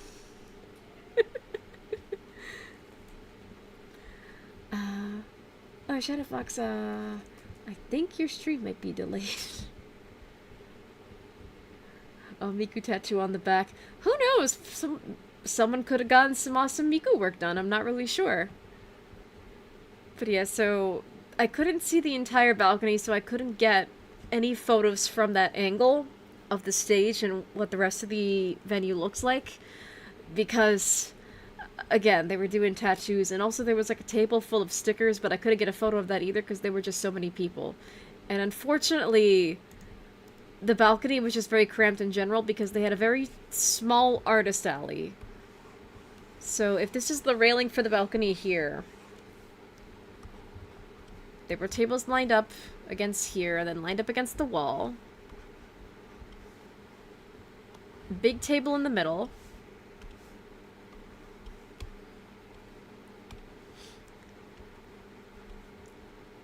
And then some tables along here. And then that was basically the entirety of the artist alley. Very small because it's upstairs. It's also just, again, a very small venue. I feel like now because Miku has so much mainstream popularity, if this event happens again by the same event organizers, they really do need a bigger event space. Because this venue was just way too small, especially for the artist alley. It was very cramped and very difficult to get around. It also had horrible lighting. So for an artist alley, you really just need good lighting, because you want people to see what they're buying. You want people to see all the merch and all the other cool stuff. But the only lighting up here were like these little like spotlight kind of lights. And they were kind of dim and yellow, so they weren't everywhere. They were in like these little tiny corners of the balcony. And so I'm here at someone's booth trying to buy a phone charm, which I ended up getting. And it was very adorable. But I can't see crap!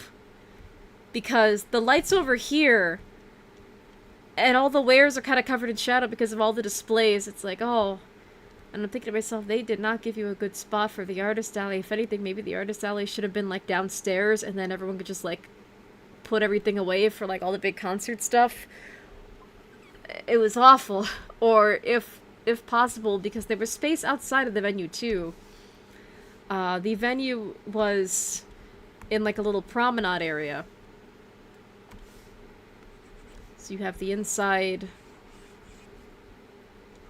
of the venue, you have the stage in the corner, you had bag check-in and, you know, the place where you get your wristbands.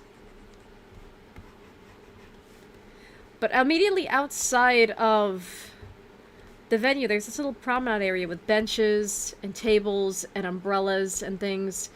So, hypothetically speaking, and I don't know how it could have worked, there could have been some stuff behind the scenes. It could have just been maybe they were worried about what the weather would have been like. So, like, everything was indoors. Or maybe, you know, the promenade area was kind of just, would have been a separate deal, would have been something they had to arrange with the city.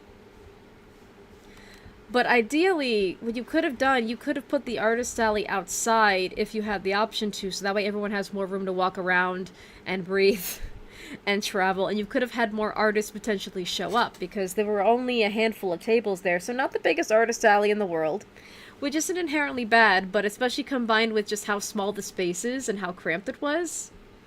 And, yeah, could have benefited from being outside or just get a bigger venue entirely. A bit unfortunate. That was like my first artist alley. I had like a little miniature convention like this, but I mean, hey, that just means I get to go to other conventions in the future, hopefully, and hopefully there will be better artist alleys with more walkability.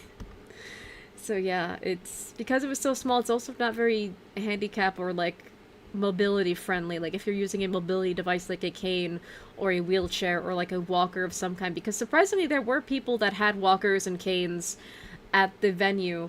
And the venue was very friendly when it came to, you know, disability access, because they also had, by the stage, there were 2 rows of seating.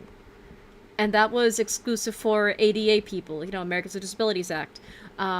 We discussed that on the VShojo stream.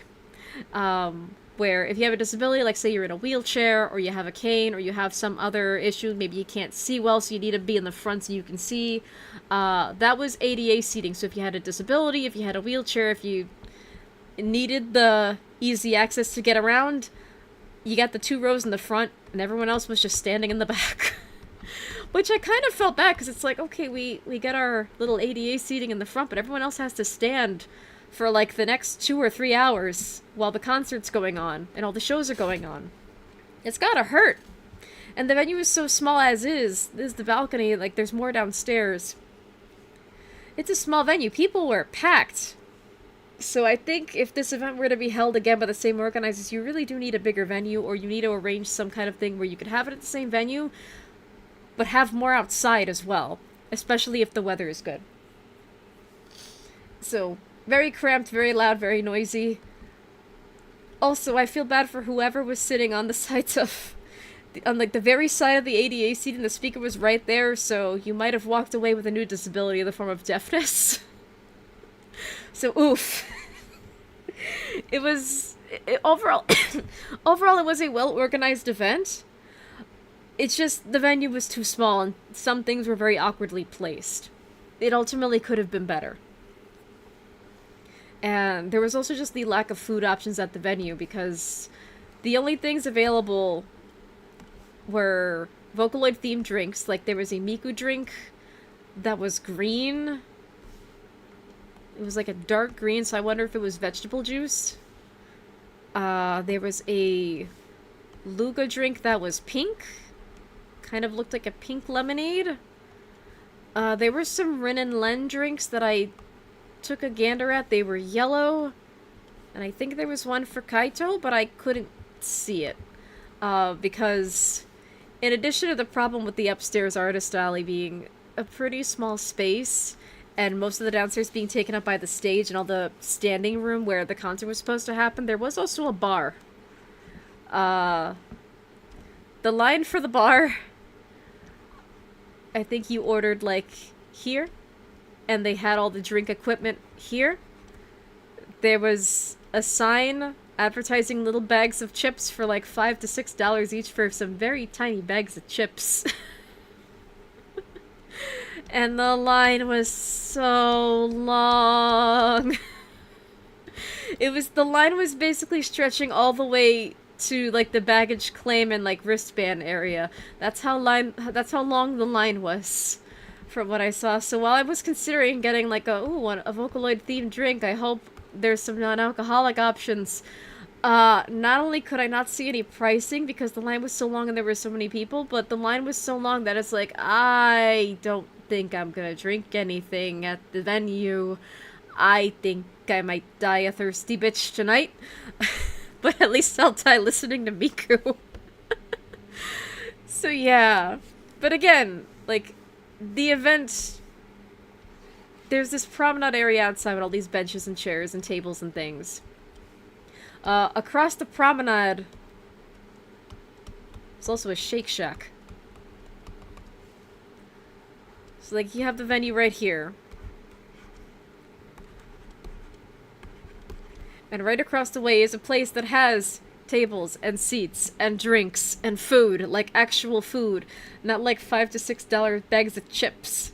So what you would occasionally see, and I did this myself because I was hungry and I was thirsty and I wanted a drink that wouldn't take like an hour to get at the bar, is that there would be people like running back and forth from the from the event to the Shake Shack and then running back.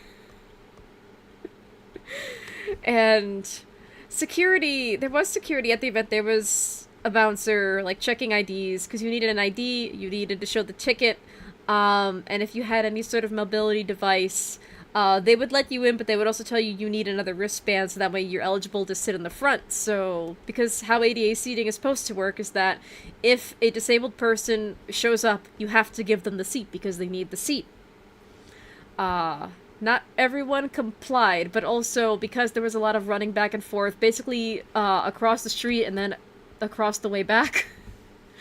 There might have been some, like, mix-ups, so there were instances of people who would be eligible for ADA seating, but because the event was so packed and there were just so many people, you couldn't get to it after this whole main floor behind the ADA seating was taken up. So there was no way you were going to be able to skadoodle to the ADA seating and ask for a seat when all the seats are full. And there's this gigantic crowd of people that don't want to move because they're listening to Miku. So it was kind of a lot. Yeah. But thankfully, you know, because the Shake Shack was right across the street, at least people had an option for food. Right next to that Shake Shack is also a Burger King, but you would have had to just go around the block in order to get to the entrance to go to the Burger King. So I think a lot of people just defaulted to going to the Shake Shack because it's literally like the door was just right across the way. So, it was a lifesaver for those of us that were hungry. And Shadowback saying, I realized I was 20 minutes behind stream, so I apologize if you were confused by what I was saying. Lol. No, I got the context, thankfully. But yeah, I was like, oh, how strange. Like, someone in real time is like, oopsie daisy, their stream is lagging. In fact, that's kind of like a streamer accomplishment, I would think. It's like, oh my god, I actually caught that, like, live. That actually happened. And stuff. It's not inherently a bad thing, though. It's just, it's a part of the streaming experience. Sometimes your stream lags, and then you end up a little bit behind. Yeah. But yeah, so because you were here last time when I was talking more about, you know, the machine that named themselves Viren, you actually get to hear the voice. Or at least the voice that I was using based on the platform that I was using that, you know, allowed Viren to exist. So yeah. Like, I did want to do more about that, but there's also a software that I do need to try to get running and working before I try anything too experimental. Which is another reason why it's like, oh, okay, mostly Vocaloid nostalgia. Woo. And then talking about this event that I went to. So yeah. It was also interesting because in this promenade there were also, like, you could tell, like, who was, like, attending the event and who was just a normie just trying to relax. Because occasionally you would find, like, a Miku cosplayer, like, drinking a drink, whether it was from the venue or from the Shake Shack. Like, sitting next to a Teto.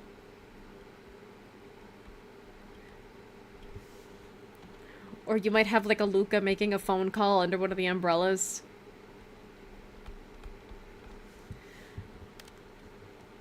And then you would just have, like, a normal dude just trying to smoke a cigarette. Or you'd have, like, a normal couple just walking by. And then, meanwhile, there are all these cosplayers. There's noise coming from this end. There are people running back and forth across this way. So it was quite the time. It was quite an event, just seeing all the, like, all my fellow Vocaloid fans just, like, scurry back and forth. Although another good thing about this event, because it was in, like, a little promenade area where there wasn't any traffic or too much interaction with cars. So, like, the event space is, like, right here. The Burger King Shake Shack is right here. So you have two buildings. In the middle is this little promenade area. So that actually gives people who are attending the event, like, a space to line up outside and not potentially get run over by a car. So the line ended up looking like this. And then there was me. So yeah, it was Thomas Blue who did actually tell me about this event, and he was like, oh, maybe we can go together, but also, even if we can't, I know you like Miku, so you should go. And I was like, cool. So, unfortunately, he was not there with me. If he was, I would have had a lot more photography and all that, but it was just me, and I don't really go to things by myself, so that was cool. And while waiting in line, I actually ended up interacting with, like, a very polite Len cosplayer that let me adjust their wig for them, because they were asking, like, oh, is my real hair showing? And I was like, yeah, don't worry, I'm an experienced cosplayer. Even though I'm not cosplaying today, I have experience with cosplay. Let me adjust your wig so that way it'll stay on. So unfortunately, for better or worse, I did kind of, like, manhandle a dude's face to try to fix his wig. But it's like, I am now an old in this fandom. I'm like a very polite cosplaying grandmother trying to fix a youngun's wig. So I helped him with the wig, and I kind of made, like, a small convention acquaintance. And we did actually end up swapping Discords, so it's like, hey! Possible friendship, baby, who knows? But yeah, we were let in. And again, the venue was very small, but for the space that they had, it was very nice. But again, they could have used more food, and they could have just used a bigger venue, or the artist alley could have just existed elsewhere, especially if you have the whole promenade to work with. But again, I'm not an event planner, so who knows what really could have been happening behind the scenes. Okay, desktop audio is off. And this was actually my first time at one of these like little fan conventions, and the closest that I'll probably ever get to seeing like an actual Miku concert, because there was a portion of the event that the organizers essentially called Miku Expo at home. Which is, I'll get to that later. I'll get to that when we get to it. Let me open the media player again.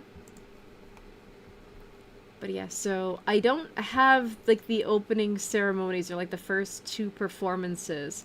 But what I do have... Ah! Crap! Oh, no. Okay. Ah! Crap, okay. Okay. Hopefully none of that went through the desktop audio, because it's muted on OBS, but I'm a little paranoid baby. Yeah. Jump scared the crap out of me. But yeah, so... media player. Hooray! It worked. So this was like my first little, like, convention, like, little miniature convention almost. Like, besides Sonic Symphony and getting dragged to train shows with Thomas Blue. Because my goodness, train shows are something else. They are the conventions that bridge the young and the old. So, yeah. So what they did was, the first, like, 30 minutes was, like, cosplay performances, where you had, you know, the copyrighted music in the background, and then it's just a cosplayer dancing to it, and or lip-syncing with the lyrics, but mostly dancing. I have never done any real, like, cosplay performance. So, you know, props to those who can do it. I don't know if I ever could. I think that's very brave of them for doing that. I mean that unironically. So, this one is of a Miku cosplayer, and I didn't catch any of the names, unfortunately. But this one was Hibikase. And then this one, of course, was Mesmerizer. And you had the presenters that were actually real-life twins that were cosplaying Rin and Len. And so there's a live performance of Mesmerizer, because Mesmerizer has become popular. And this was a trio because while the original video only has Miku and Teto, there are fan interpretations that include Akita Neru as, like, the hypnotist that's, like, messing with Teto and Miku in the Mesmerizer video. So, yeah, that's pretty cool. Akita Neru getting some love. It's like Mesmerizer and Zako. It's like, yeah, Akita Neru, she's still relevant. Hooray! So yeah, that one was Mesmerizer. This one, I don't know what song it is. I don't know what song it was. I could always just listen to the audio again privately and try to, like, search by sound. I also don't know where this outfit is from. It's probably related to the song, but I don't recognize the outfit from anywhere, and I don't know the song. So there was also that. There was also... I don't remember what this song was, but I also have to be careful, because you see the Rin cosplayer on the left. That person was wearing booty shorts. And I don't want to get the stream taken down because her butt was kind of out. So this is the most I can play of that. But there was a Rin, a Luca, and the Miku in the center. I don't know what song they were dancing. I don't remember off the top of my head what song they were dancing to, and I don't want to play the audio and risk accidentally, like, leaking it on the stream. But there was that. And that was a nice performance, but again, the possibility of a costume malfunction on behalf of the short shorts. But also, I kept looking at the Rin cosplay and I was like, damn, I wish that were me. I wish I could wear shorts and not have it irritate my skin. So, I was kind of concerned about the Rin cosplayer, and I was like, oh, I don't, like, oh, it'd be horrible if she accidentally flashed the audience, but also it's like, damn, I wish I could wear short shorts like that again. I didn't see any of the performers, like, after, like, they were done with each of their dances, so I couldn't, like, locate the Rin cosplayer and be like, hey, where did you get those shorts? I miss wearing shorts. Please help me. I kind of wish I could, but I can't. I can't turn back time. And also that convention was so packed that it was kind of hard to find people. So if you had, like, a convention buddy, you kind of had to be attached at the hip. Hey, I returned. I was just eating some cookies and milk. Oh, that sounds nice. What kind of cookies? Yeah, and then after like 30 minutes of cosplay performances, I think this was the final one. There was also the cosplay contest. So I missed the first one because I was one of those people that was running to and from, and I just barely got back to film the start of the cosplay contest because I was eating Shake Shack because I was starving. Security did kind of look at people funny if you were bringing drinks from across the street, but I think he had seen it so much that night because, again, the line at the bar was just so long that I think people were just bringing, like, drinks and food from the Shake Shack because there was literally no other option. It was either a small $5 or $6 bag of chips and wait at the bar, or just go across the street. So I think a lot of people just went across the street, and while I was at the Shake Shack, there were just people in, like, full-on cosplay. Just, like, trying to gorge burgers and drinks as fast as possible so they could get back to the event. So yeah.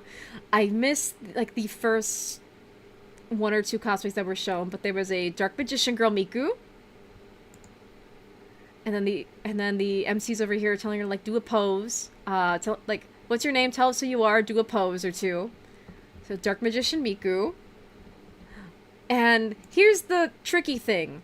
I could potentially flip-flop the audio and have some of the audio playing when they're introducing themselves and then turn it back off real quick to try to avoid the copyrighted music. But it's very inconsistent because the whole time they were doing the cosplay contest, you know, where the MCs kind of have to speak and the cosplayers kind of have to introduce themselves, there was still Vocaloid music in the background. And sometimes it was on, sometimes it was off.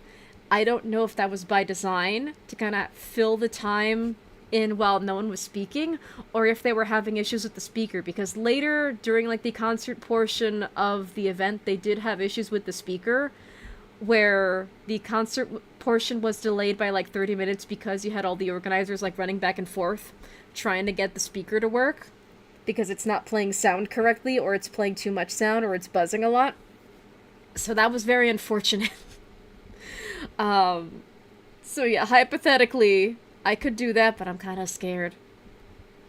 But yeah, there were a lot of nice cosplays. Like, a lot of people just took the chance to cosplay at this event, and I'm so proud of them. I wish I could have cosplayed also, but I don't have a Miku wig. The closest I have to a Miku wig is my Tsumugi Shirogane wig.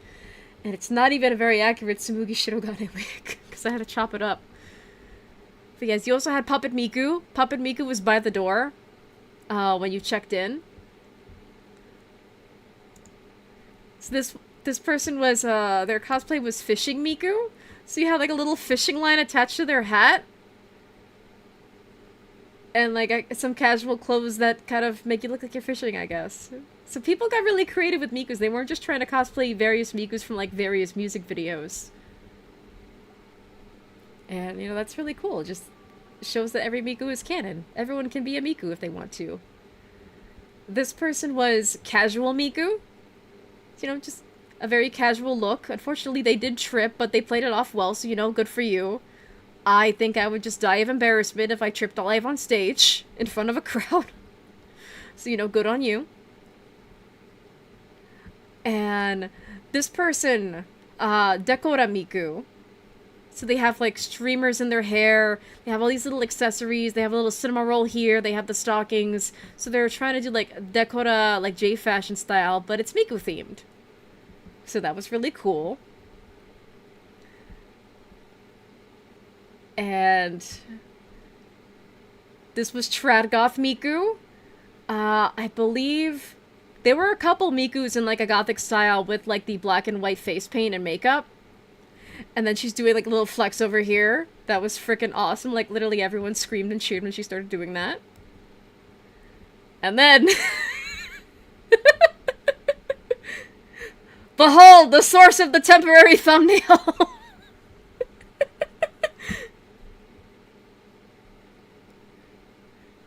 yeah, behold the source of the temporary thumbnail. I may or may not have rewatched this because their introduction was, "My name is Christian and I am Eggman Miku!" And their pigtails fell off. But yeah, so I'm guessing they... I couldn't interact with this person directly, but I'm guessing they wore like a bald cap, stuck like 2 wig clips onto a bald cap, and then when they were doing the whole like shirt ripping thing, the clips fell off. But they walked that off like a champ. I'm not sure if that was intentional or accidental, but hooray. Eggman Miku. And that's a really solid Eggman cosplay too, even without the pigtails. And then I swear they did this on purpose. We have a Shadow Miku. And she's wearing a shirt that says, "I love Latinas." And, you know, "What's your name? Who are you cosplaying?" "My name is this, and I'm cosplaying Shadow Miku." Does a little pose. Shadow Miku, everybody. Gets the mic, screams, "I love Latinas!" And everybody cheers, and Puppet Miku's right there. But yeah, like, if they just cut it with the music for a bit, or just had like some copyright-free, royalty-free instrumental going on while this was happening, I feel like that would have made it flow a lot better, so that way people talking about the event don't have to like mute the audio entirely or risk getting copywritten. You know, because they're just showing footage from an event. So that's a little unfortunate. And then, lo and behold, of course there's like a singular Sonic Miku, but then, me, being a person who loves like the Sonic-style Miku costume in Project Diva, whenever I see someone try to cosplay Sonic Miku, I always look at the head and I try to look at the quills. Because the quills for like the actual costume in Project Diva are very well done. I like to make the joke that like in the game it just looks like she skinned Sonic and turned him into a hoodie. Because the quills are meant to be accurate to like Sonic the Hedgehog, the character. But in real life, like, there are a lot of ways that you could sew on the quills, and in my opinion, these just looked a little bit tragic. But that's just because I'm very much a perfectionist, so if I were to ever try to cosplay, like, Sonic-style Miku, I would want to make the quills just as big as possible, so that way they can match Sonic's silhouette more. But again, that's just because I'm a perfectionist, but they were kind of off to the side. There are much more tragic quills, like, if you try to look for, like, the Sonic Miku costume on websites like Temu and Alibaba, you're going to see much worse quills and much worse materials. So I believe this costume was homemade. Still, the quills are off to the side here, so it may end up kind of looking like a crab in terms of the silhouette. So not the most accurate, but it's still a better try than what's available online. So props to that. You do have my respect, cosplayer, but if trying to capture the Sonic silhouette, it's very difficult to do on like a real life costume, unfortunately. But yeah, so you do have the ones in the back, and see if I rewind just a little bit, they're kind of just sticking out of the back of the head. What you would want ideally is just a lot more balance. You want it to be fuller to try to match just the sheer mass of Sonic's head.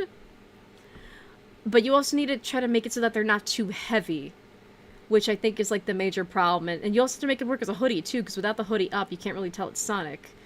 It's just a very difficult thing to make happen if you're just doing everything yourself. But whenever I see a Sonic Miku, I always just try to like look at how they do the quills on the hoodie. So yeah, she does a little spin, does a little pose. It's like, "My name is this and I'm Sonic Miku!" And then she had this fan that had Sonic characters on it, so I don't know where she got it. But she had props. So, you know, good for her. And the Sonic Miku and the Shadow Miku do have some interactions later on. Because I think, and I've never cosplayed a Sonic character like at an event before, not to this scale. Whenever they would meet or be on stage together, they would always have an interaction, so I'm starting to think that it's a rule that whenever a Shadow cosplayer and a Sonic cosplayer meet, they always have to do the faker speech. So they had a couple interactions, so Sonic was not absent from the event. We have one of the Sakura Mikus in the cosplay contest, and even the MC over here was like, "Oh, look, my twin! It's another Sakura Miku." So thankfully, this was not an event where, like, having the same costume was frowned upon. And then, lo and behold, a triplet, an unknown triplet, another Sakura Miku, with a little. Originally, when I was there, I thought that was a cinema roll, and I thought that was a cinema roll again. But I was like, no, wait, yeah, that was like the Sakura Miku plush.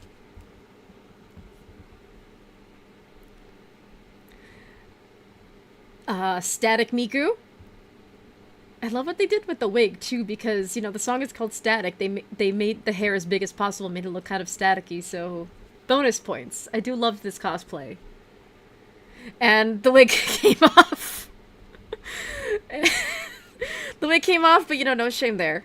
It's meant to be a fun convention. And this person was, I think, I just wanted to be cute. I'm Kawaii Miku. I think that was what they called their outfit. So Kawaii Miku. And then I remember seeing this person. I was waiting in line. They were like pretty close to the door and I was all the way in the back. But they had a freaking little mech suit situation going on. And it was so cool to just witness. But also I didn't see this person at the venue a lot, so I'm guessing either they stepped out a lot or they were just kind of surrounded by people and I didn't see them. But like, how in the world do you get around when you have these giant palindromes or shoulder pads there without being a hazard? So that was kind of crazy. So this is where, based on where I was standing, I couldn't really hear very well. So originally I thought this was like something else, but no, it's a Dunkin' Donut Miku. So they have like a little Dunkin' Donut hat. They have like what's supposed to be a straw. They have the Dunkin' Donut palette swap. And then as the tattoo, Miku has like 01, and here it's D1 in the Dunkin' Donut colors. And that's Rabbit Hole Miku, but gotta skip a little bit for safety reasons. That's another one I should probably skip for safety reasons, because that was like a punk Miku. But it was kind of just a bodysuit and tights and a hat. So I didn't really get it, but to each their own. Yeah, the Rabbit Hole Miku definitely had to cover up a lot. There's more of the costumes shown later on, but I don't want to risk anything. Oh, and then there's this guy. There's this guy. I loved this guy. So, this guy had a cane that he painted like a leek. So he had a cane that he was using to walk around, and and it's painted like a leek, so it's white at the bottom and then green at the top. So the handle he's holding is meant to be green, and meant to represent a leek. And he had a little bottle of pill, and he had a little pill bottle full of Mikus. And the costume name was, I think, it's meant to be a pun on House MD, so I think it was Hatsune MD. And yeah. But the fact that this dude had a cane that he painted like a leek, it's like, ooh, I want to do something similar with my cane. Like, if I get, like, a backup cane that I could just do fun stuff with, I would love to just, like, paint a cane like a leek. That'd be so cool. And then he was doing stuff here. I thought it was gonna be, like, another shirt rip. But I screamed so loud for this dude. I was like, oh my god, that's so cool, cane solidarity! So yeah, that dude was awesome. I didn't see him again, unfortunately, after the cosplay contest, though. So that sucked. And this person, their costume was a gothic wedding Miku. And based on where I was standing, I could not get a good angle. But because, you know, it's gothic wedding themed, she's asking for a volunteer. And then Usamiku stands up, and I couldn't see the proposal or anything. But they did like a little proposal skit. But like, if your whole thing was gonna be like gothic wedding Miku, you should have, instead of a glow stick, you should have had like a bouquet to make it clear, like, you know, you're supposed to be like a gothic bride. That's my one critique of the cosplay. It's a very nice outfit. Pretty cool looking wig, nice gothic makeup, but you needed like a bouquet or something.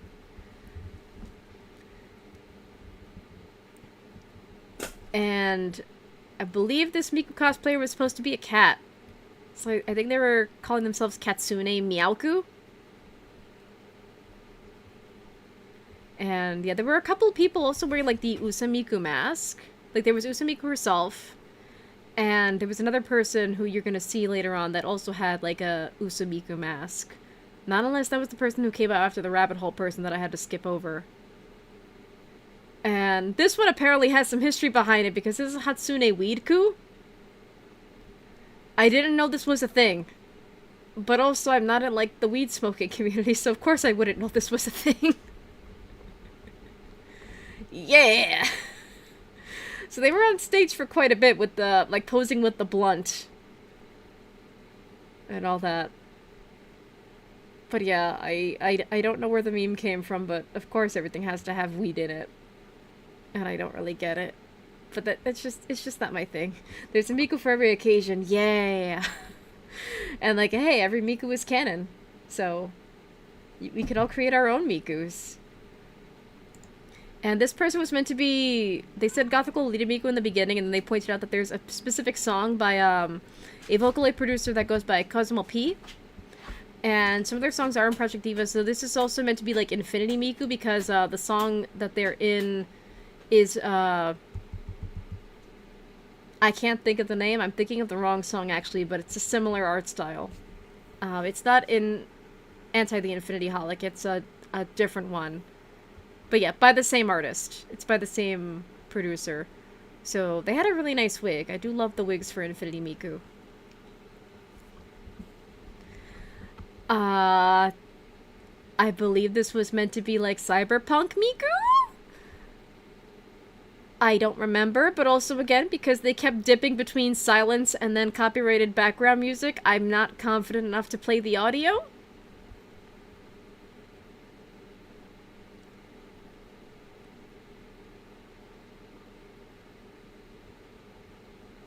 But yeah, there were a lot of participants in the cosplay contest. And try to guess who this is. Try to guess what kind of Miku this person is cosplaying. Can you guess what kind of Miku this person is cosplaying? Can you guess? Can you make your best guess? Well, spoilers, it's not Brazilian Miku, it's Colombian Miku. So yeah, no Brazilian Miku, Colombia. South of the border Miku.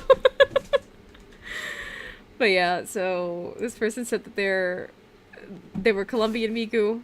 I guess the hat was meant to symbolize Colombia, but it's not very clear in the rest of the outfit, unfortunately. Like, with Brazilian Miku, the Brazilian flag is basically the entire shirt, so... It's more obvious with Brazilian Miku. But I mean, hey, like... When Brazilian Miku took off, everyone made, like, a Miku for their respective country or town or whatever, so... Hey, you gotta have fun when you can.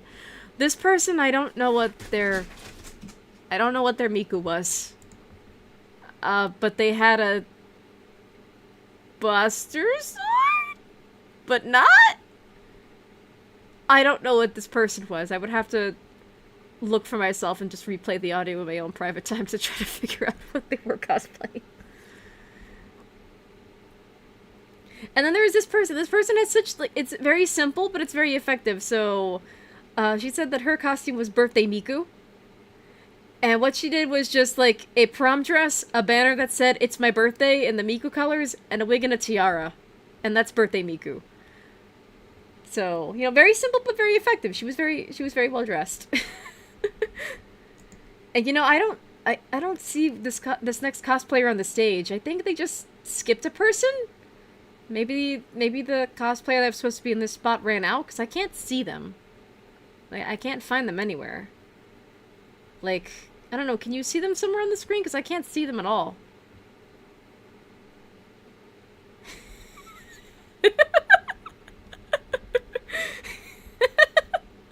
I'm horrible. I left my own jokes and everything, but yeah, there's the Where's Waldo Miku? But yeah, and even the MCs made the joke of like, I'm gonna see if I find that cosplayer later on. So even the MCs made the joke. Okay, so this was another Miku cosplayer that's trying to cosplay a Miku from a recognizable song. So besides Rabbit Hole and a lot of the other popular songs that Deco27 has made, they also have a song called Vampire, and there's a very like iconic like Jidaike styled vampire Miku that's like the main imagery for that song. So she was obviously trying to cosplay that with the Judaike getup, the pigtails, but she didn't have the mask, and I don't know if she had fangs. But what I would have done if I was cosplaying this kind of Miku, I would have just had the mask getup, because the main image of Miku for that song is Miku with vampire fangs, and she has like a little face mask that she's partially taking off to like smile at the viewer and reveal her fangs. So I would have just done that. But yeah. It's kind of just a Judaike outfit without the mask. And I mean, like, the wig is also important to, like, signify that it is Miku, but I associate that costume with the mask as well. I think this person was just another birthday Miku. I think. I'm not really sure. I don't remember.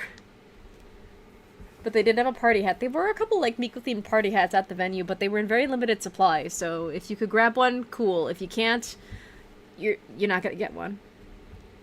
So this was the other Miku with, like the little Miku fursuit masks. So they were supposed to be a cat, not a rabbit, but it's, like, a very similar mask.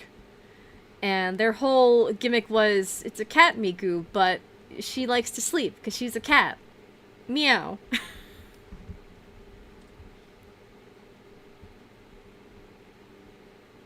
And apparently that was one of the volunteers, but also a, like, Vocaloid producer in the community, and they were doing a meet and greet, but I didn't get a chance to meet them, and I don't know anything about their work, unfortunately. But, like, I believe the Len cosplayer that I was talking to in line got to meet them, I believe. So, there was that. And is there anything else? Because I can't really reliably play the audio, I'm partially forgetting what's going on here, because there were a lot of people at this event. There were a lot of cosplayers. Oh yeah, they also did trivia. Hold on a second. Let me... I think they muted the music for the trivia.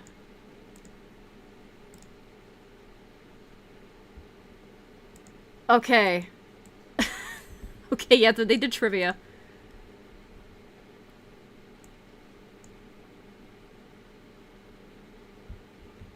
And...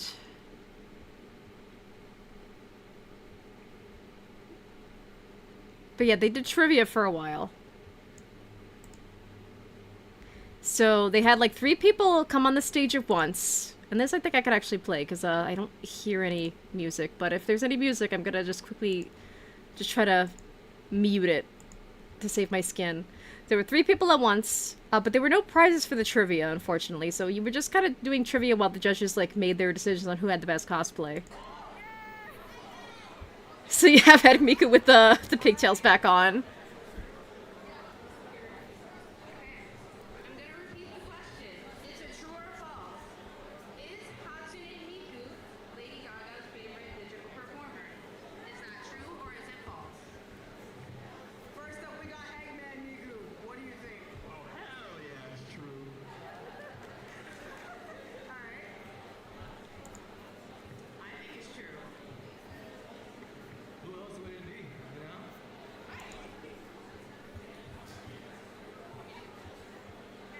I think you also had a lot of camera people at this event also.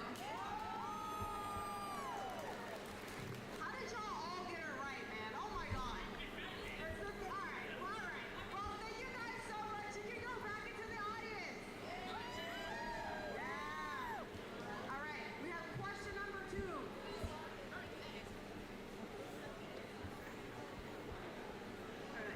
Question number 2. When is Miku Day?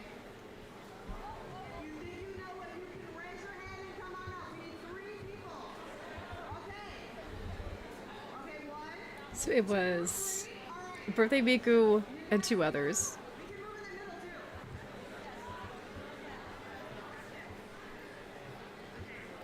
I'm gonna ask the question again. Okay? So when is Miku Day? March 9th, baby. March 9th. And Miss Sans?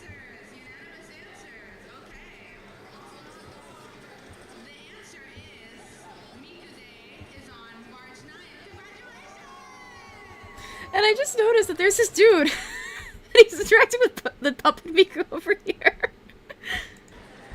I didn't notice that. I was too busy filming for my own purposes. It's like, oh, he's interacting with puppet Miku. Because I guess there are, like, camera people up to the side here, so I wonder if they were focusing on him, and I guess he was just doing a bit.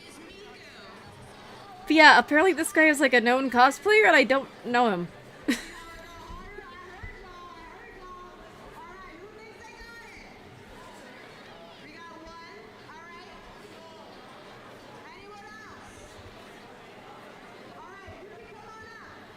And for this one, the Len cosplayer that I was interacting with in line actually got on stage. And then after he got on stage, I found him in the crowd and I was like, congrats for not dying in trivia, because if you're an OG Vocaloid fan, you know that Len always dies.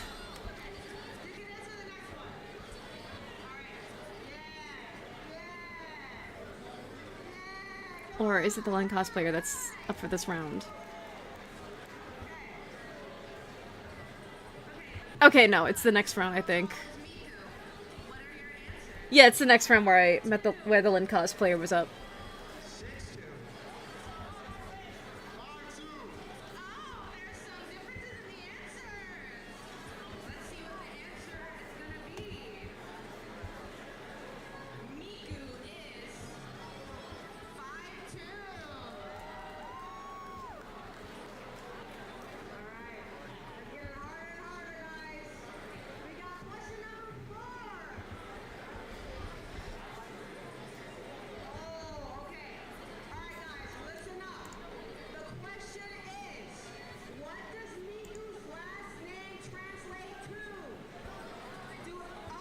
I just realized something because I'm dumb and I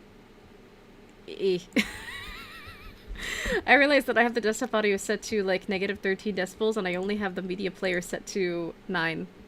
So I just realized, oh my god, this audio might basically be mute. Because I'm dumb. I didn't realize that because I can hear it just fine. And I've been worried about like the volume and accidentally catching copyrighted music all stream. So I didn't hear that because I'm dumb. And I didn't realize, oh, wait a second. Go to bed. I probably should. Oh, crap, it's 1:30 in the morning. It's 1:36 already. It's morning. But yeah, like, I've had the desktop audio, like, on and off to my usual 13, like, -13 to, like, 100%, so I didn't realize that the audio could have been super duper low on stream. I'm a dummy. I'm a dumbass. Oh my god. And we're gonna be okay coming and saying good morning. Good morning. Well, good morning to you too. What do you? Oh my god, I'm a dummy. I'm a dummy. I'm a dummy. I didn't realize like there was a sound discrepancy. Oh my goodness. Biggest stream blunder I've had so far. But unfortunately, sometimes that's just what you get when you accidentally start your own stream late. Because of reasons. Practical reasons. That you kind of had to do. And you couldn't really avoid, but... yeah. I'm a dummy.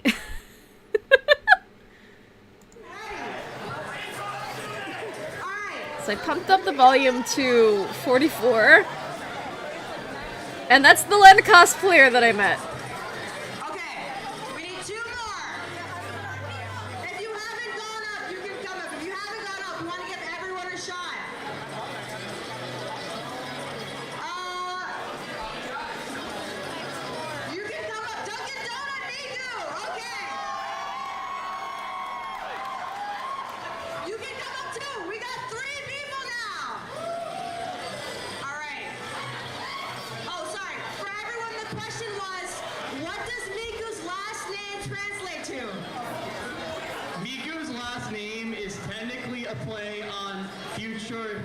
Her full name is Hatsune Miku, which roughly translates to first sound of the future.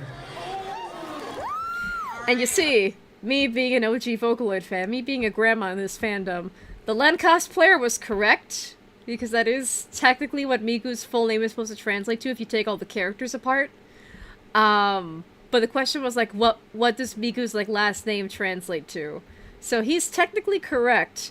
His answer was just very wordy for this particular question. And so yeah, correct by technicality, just not the wording that the judges were looking for. Not your answer? Yeah, I was gonna say roughly like new sound. All right. Your answer? Yeah, I was gonna say new music. Yeah. New music? Okay. What's the answer?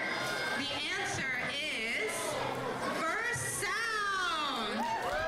But yeah, again, so the Len cosplayer is technically correct. But yeah, it's not the wording that the judges were looking for. But yeah, so... and even Shadowman saying, actually? Yeah. I am a grandma in this fandom. I can, actually the youngins. I used to listen to Vocaloid songs you can't even find on YouTube or Nico Nico anymore. That's how old I am. But yeah, so Miku's name, Hatsune,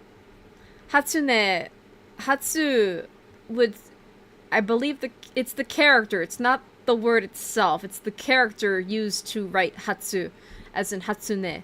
Hatsu, I guess, is supposed to mean future, or like first, and ne is sound. So you see that in a couple different Vocaloid names, like Hatsune, Kagami ne, Meguri ne. So they all ended with sound. Their names ended with sound, or ne, like the character for and the word for sound. In the case of the Kagamine twins, Kagami is mirror, ne is sound. So their last name translates to like mirror sound, and because they're, it's Rin and Len, maybe kind of sort of twins or just like mirror images of each other. So mirror sound to reflect the fact that they are mirrored images of one another, where Rin is meant to be a definitively female voice, like a young female voice, and Len is meant to be a young male or like a young androgynous voice that could pass for either or, which would explain why so much like OG Len content had him cross-dressing, but that's a different story. But yeah, so Len cosplayer was correct, and that's why I was like, congrats on not dying at trivia! Because I knew that fact. I knew that fact about, Hatsune Miku's name translated to, like, the first future sound. I knew that. But I was recording, and I didn't really want to get up on stage. Also because it was crowded, and I could not move in the crowd. This guy must have been, like, behind me? Because I didn't see him anywhere?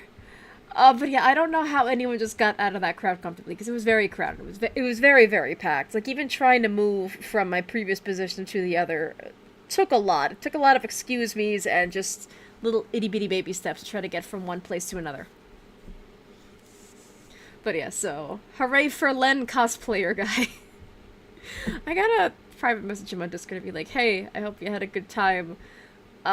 Something. I hope there's another, like, Vocaloid or Toho thing in the city again so we can hang out.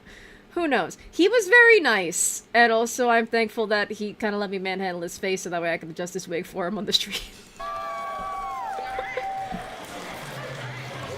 So the answer was first sound. Give it up for everyone who competed. Yeah, so I'm kind of panicking lowering the audio event.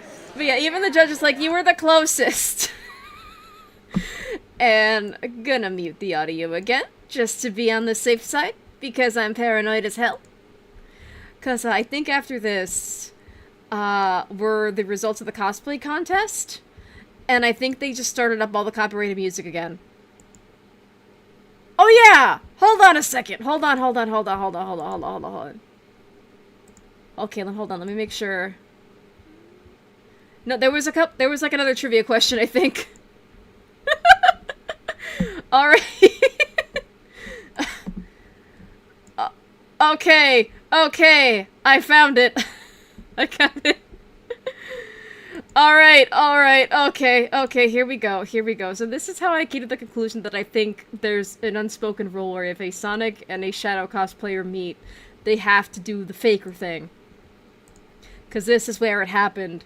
I forgot what had happened. It happened during trivia, so the volume's back to 44 on the Windows Media Player end. Here we go. Shadow Miku and Sonic Miku. Oh my god. So yes. You calling Faker Faker! It's always the shadow. It's always the shadow and it's always the Sonic. It always ends up playing out that way. It always happens without fail. Like, I've cosplayed Shadow at, like, parties before, but never at, like, in a convention space. And I did try to cosplay with a Sonic once, but the person who was supposed to be my Sonic did such a horrible job at cosplaying.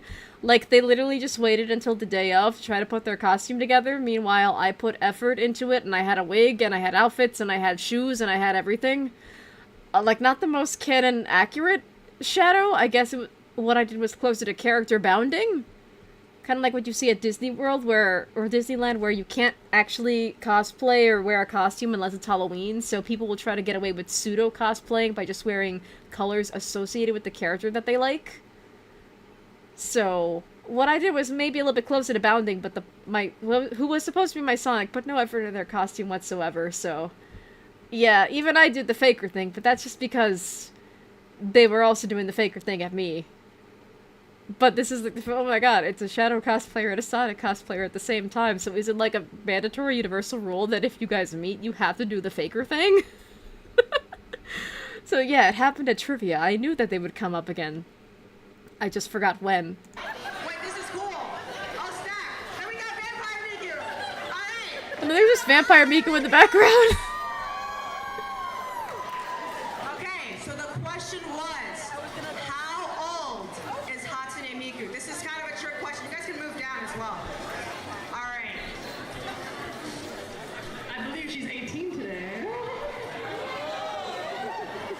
All right. So Shadow Miku was like, I believe she's 18 today. Vader wants to imitate me, but the answer is 18. Sonic cosplayer's like, of course this Faker wants to imitate me, but the answer is 18. That's how old Hatsune Miku is. All right. So, trick question, the OG voice back is technically 16, but also canonically she has no age. And I felt so bad for Vampire Miku, because you have these two doing a bit, and then there's just Vampire Miku over here. And Vampire Miku's answer was like, well, technically she has no age, because, you know, every Miku is canon, like, Miku doesn't technically exist. But, like, the voice bank itself was marketed as, like, a 16-year-old pop idol. So technically the voice bank is 16, but technically also Miku has no age. So good on you, Vampire Miku. I know it's gotta be kind of awkward when you're just like the lone one standing and you have two people doing a bit. I've been in that position before. All right. You got the answer over here. Give it.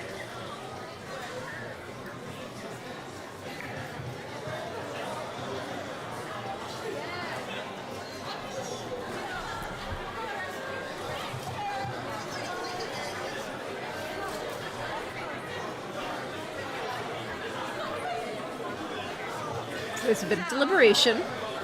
The answer is 17, because she turns 18 at midnight. And everyone just got pissed off.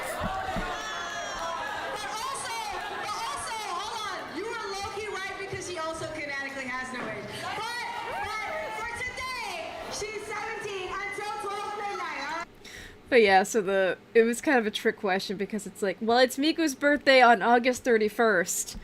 We're all doing this event on August 30th, so Miku's turning 18 at midnight tonight. But yeah, also technically the voice bank has no age because it's Miku, and Miku is eternal. Yeah. But yeah, the trivia was a fun distraction. She's legal now to enlist. She's legal enough to vote. And in other countries, drink, but not in America. She has to wait till she's 21 to drink in America. But she can vote! But yeah, so trivia was fun. I guess the judges were deliberating the cosplay. Normally, I remember there was this one Vocaloid meetup that went viral last year, and that's how Usamiku became popular. But I could have sworn that it was up to, like, the audience to just, like, clap for the winner. But I guess either this is, like, a different event, but similar vibes. Or it's the same event, and maybe they just did it differently this year. I'm not sure. I don't know who the organizers are, and I don't know if this is like a yearly thing, or what. I don't know what's the story. I don't know what's going on here. I'm not on the inside, unfortunately. Even though I do find event planning to be fascinating, so I would love to know how this was all organized, but yeah, I don't really know the ins and outs of how things were planned. And then I believe this was the conclusion of the cosplay contest. So I don't know if they were the judges or if they were doing other things. No, I think this guy was definitely in the audience for the trivia as well, so no, couldn't be a judge. But yeah, there were people in a mysterious panel in a mysterious location doing other stuff. Then these three came out, so you have Puppet Miku, I don't know who this guy is, and then you have Usa Miku, who can't really talk, so whenever she had to talk, she had to whisper to this guy. But yeah, and oh my god, like those paws were so soft. So I kind of want to make my own like little like fursuit gloves, because those things were so freaking soft. I loved them. They were wonderful. I want one. I want a pair. But yeah, so this portion was a bit disorganized because like the bags are obviously the prizes, right? But the judges didn't know whether to reveal the prizes or leave them a surprise. So there was a bit of back and forth based on that. And I think that's what they were talking about over here. And then you have Muppet Miku on the side. So yeah, it's taken a bit because they can't really figure out what to do. And there was also like, okay, are we gonna start with the runners-up? And then it was like, oh no, wait. We're gonna just do first, second, and third place, not the runners-up. Sorry. So, this portion could have been a little bit better. But yeah, this is when they're trying to figure out if they want to display the prizes or not.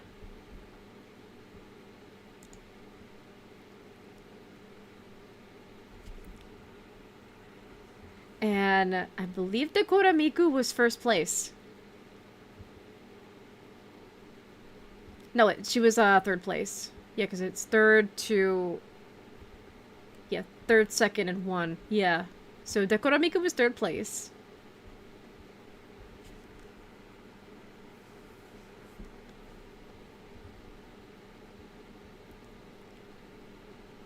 And Birthday Miku was second place. Which, good for her, because she's wearing like a very tight fitting at the bottom, kind of like almost mermaid style like prom dress, and those can be very difficult to move around in, so good for her.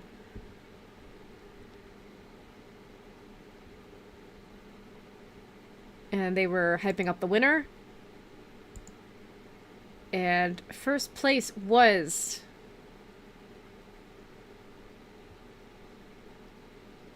Where's the winner? Oh yeah, the first place winner took a while because their costume, I guess, and where they were in the crowd. So the first place winner was this person, like the sleepy cat Miku, and then on the stage trying to take a nap. But I couldn't get a good angle of it, so that sucked. But yeah, they were the first prize winner, so good for them. I mean, I didn't really get what they were trying to do with their costume all the way, but I mean, to each their own. I'm not one of the judges, so yeah. And then they got, like, all the cosplayers on stage, and then they all took, like, a group photo, and that was really cool. And then the winners were all taking a group photo, and it was awesome. But yeah, it's really cool. Like, I never really thought I would go to, like, a fan convention like this, but I did. And that was really friggin' sweet. So yeah, there was cosplay performances, cosplay contest, a little bit of trivia, continued with the cosplay contest, and then after that, let me see if I could find the photo. And then after that, they were... I don't know if you could see it throughout the... Toward the end, I think I show it. There's this big black curtain, right?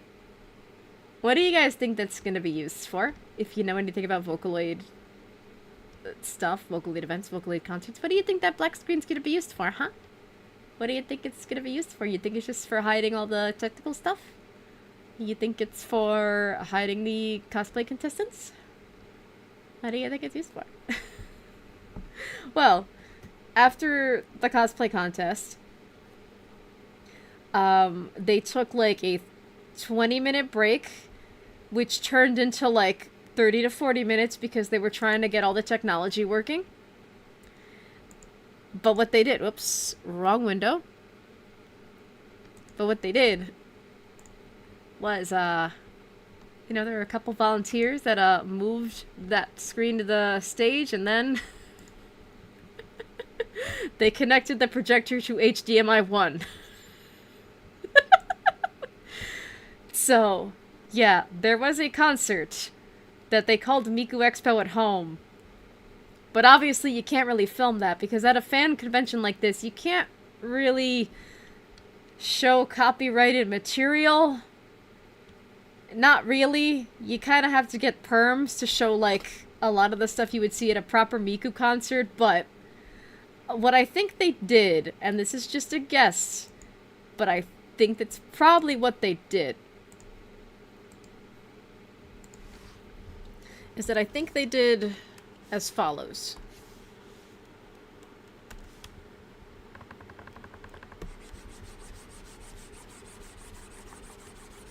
So you have this, like, giant, like, black surface as a projector, right?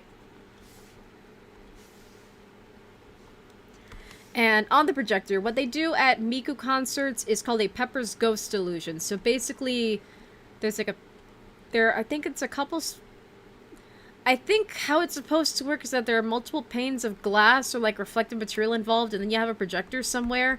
So the projector bounces off of here, then bounces down here, and that's how you get a hologram to, you know, dance and move behind the glass. And that's how Miku concerts happen. It's called a Pepper's Ghost illusion. This has been around for forever. It's only gotten better in the digital age. Like, I believe they've done that with Hololive concerts. I think Miku was, like, the first to really employ this, like, in a kind of mainstream way. So it's just the Pepper's Ghost illusion. And then for... Sadly, I think now that Crunchyroll took over, instead of the Pepper's Ghost illusion with the projectors and all that, what they'll do at concerts is just show the, like, animations and stuff on a screen, just a regular ass TV screen, which is unfortunate because that's not what Miku concerts are known for. If you just wanted to watch Miku on your TV, you could have just stayed home and watched YouTube videos and watched whatever Vocaloid songs you want and all that. Oh, I saw this in a video. Yeah. So it's the Pepper's Ghost illusion and the whole projector thing. So yeah, a lot of concerts are now cheaping out and just showing, like, canned animations on the screen, or just, like, preset animations on the screen. So they were trying to do something similar. Obviously, they can't afford to do a Pepper's Ghost illusion, so they have the projector pointed at, like, this giant black piece of canvas. And you know, so you had the window set up here. And they had a whole list of videos and stuff. And I guess they prepared one just for this little concert. But what I think they did was you can look this up yourself. You can have some fun. You can take this project home with you. If you look up on YouTube, I don't know the exact terminology off the top of my head, but you can find it like something Miku concert MMD, or like Miku concert choreography, however you spell choreography. And there will be animations, sometimes done by fans, sometimes taken from other sources, but basically if you have any sort of animation software and you can animate a model dancing on a completely black background, you can basically make your own animation suited for a Pepper's Ghost illusion. And I think that's what they did here. So I don't know how they sourced them. I don't know if it's, we just have to rip them off of YouTube because, you know, we're event organizers and we don't have that much money. Or I don't know if they commissioned them. But what they did was getting those, like, animations. And I don't know the source. It could have been they commissioned them from, like, MMD animators. They could have gotten them from somewhere else with permission. Or something else. I don't know. I'm not behind the scenes. I can only assume that either these were commissioned or, like, axed with permission. That's the best case scenario. And I think that's probably likely because when you're at an event, you kind of gotta make sure everything is in place. Even if it's like a fandom event and you can't really get permission from the actual, like, you can't really go to Krypton and be like, hey, can we do this? You can't go to Yamaha and be like, hey, can we do this? Because it's a fan convention and you can't really afford to give them the slice of the pie. So, so they projected those, like, Pepper's Ghost style animations, onto the, you know, black piece of canvas, and they did, essentially kind of create the illusion of, like, being at a Miku concert. If you didn't mind, like, you know, it just being a projector. So, what made me think is, like, okay, they either got these from YouTube and spliced it and kind of rolled with it to make a Miku Expo at home, or maybe they commissioned a couple folks, then stitched it together to try to make a concert, was that each model for each song was different. So they all kind of varied in quality, so you'd have one that looked very good, and then you'd have one that looked a little bit darker with the colors and looked a little bit extra shiny for some reason.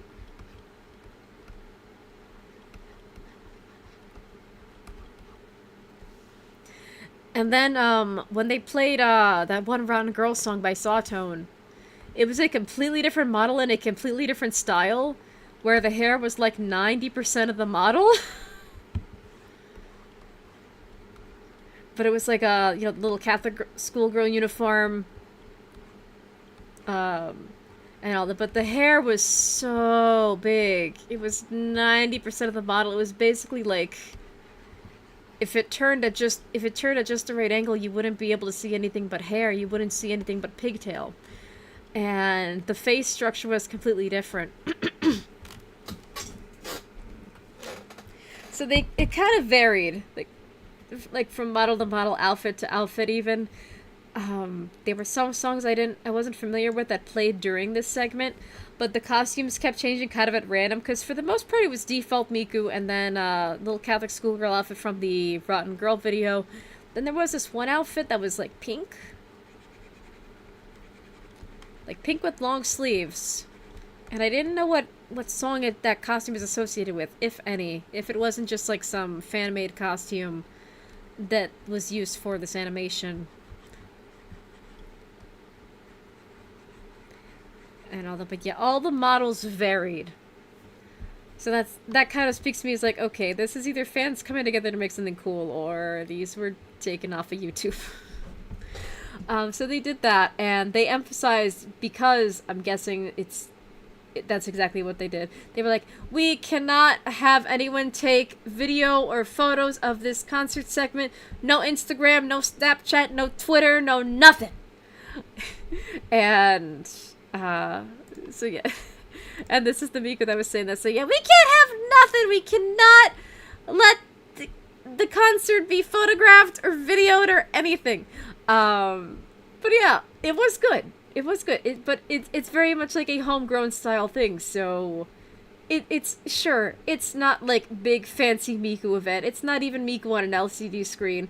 It's not even Miku with the holograms and stuff, but it's still something. It's still very satisfying, and the crowd, even though it was just, you know, hook computer up to HDMI 1 to projector, and then play like a video, and like the title of the file in their Windows Media Player was just concert full. Even then, it's still special in a way, and I never thought that I would actually go to kind of like a pseudo Miku concert. As, like, ever. I didn't think Vocaloid would become as mainstream as it has. Because back when I was a youngin'... Whoops. Because back when I was a youngin', Vocaloid was still obscure. I was in this fandom basically since the beginning. So I was an early adopter. Like, I was an early fan. And I'm on the American side of the fandom as well. So I don't even have the liberty of, you know, being natively Japanese or knowing Japanese as, like, my first or second language or anything. I'm an American. So, there's just me, young, like, little young and me, just, like, you know, drawing, like, Vocaloid stuff in my notebooks at school. Yeah, just for fun, because I liked Vocaloids and stuff, and people would be like, oh, what are those little robot things? And I'm like, they're not robot things, they're Vocaloids, they're voice synthesizers, blah blah blah blah blah, basically reciting an entire Wikipedia article's worth of knowledge to these very uneducated people with really horrible taste in music. And it's like, oh, what's that? What is it? What that's weird. What's that Japanese thing? And yeah, and back in the day, this is also the same era. Back when Vocaloid first came out, anime was still pretty obscure or just relegated to like nerd stuff. Like, anime was not very popular. Anime was still niche. And now, like, everyone and their grandmother watches anime. Because that's just how far, like, popularity has gotten in the West. So it's kind of eye-opening when you think about it. It's like, not only has the technology behind vocal synths gone so far and gotten to the point where it is now, but also, like, they're mainstream now. They're actually, like, a thing that people know about, like, casually. People will just listen to, like, Hatsune Miku songs on the bus to and from work. People will talk about Vocaloid stuff with their favorite Vocaloid characters at school, at lunchtime, or at recess. And that's freaking awesome.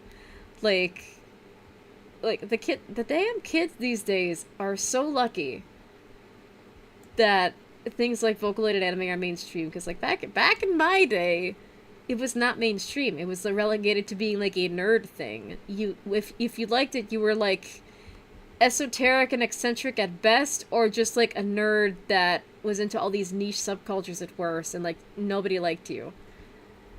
And it was crazy. So, like, the contrast between then and now is incredible. And, like, I don't have to, like, try to search for other Vocaloid fans, like, too hard. Like, even someone who doesn't seem like they would be interested in Vocaloid is interested in Vocaloid in some way, shape, or form, and they may or may not know it yet. And that's just really cool. It's awesome to me. I never thought I would end up doing anything Miku-related in the real world where I touch grass. And I thought about that, like, through the whole event. And I think back to my little youngin' self, and it's almost like I always want to tell my youngin' self, it's like, hey, you know, in the future, you know, those so-called little robots,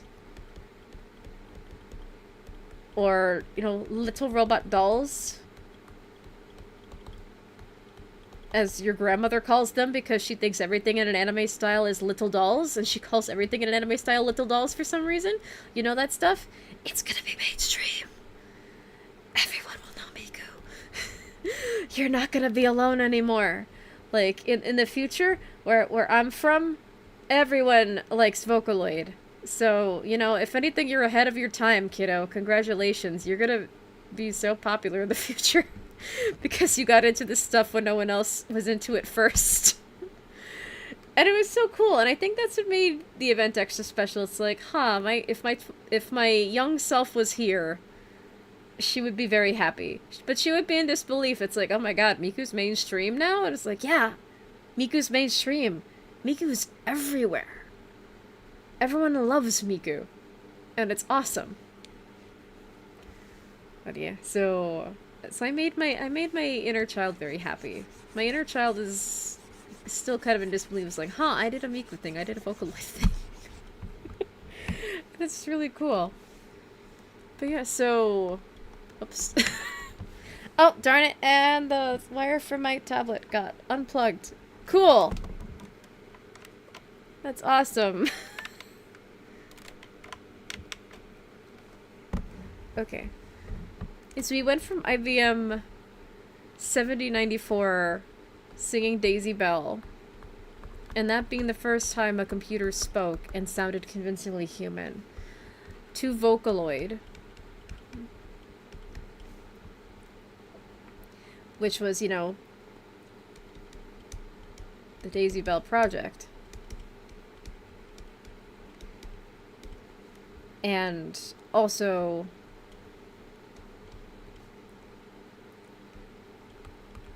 when VoiceSense would get a shot at being mainstream.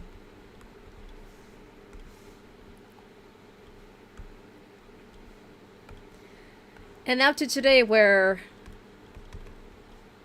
everyone and their mother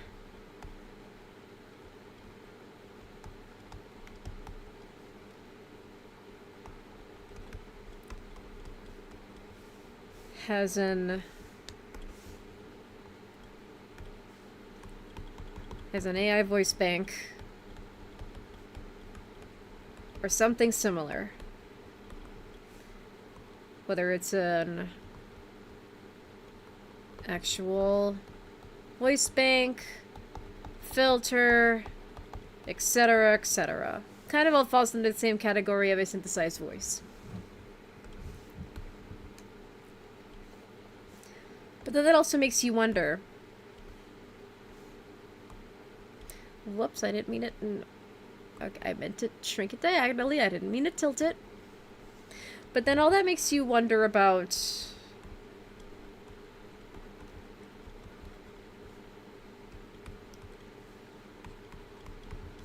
voice as a matter of identity.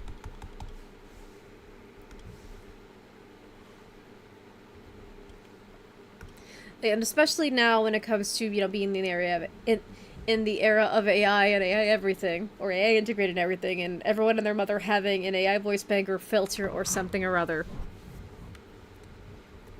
It makes you wonder that even more because, again, not all AI voice banks are made ethically or with respect or consent or with the promise of some level of profit for the voice bank provider. Because at least in the case of Miku,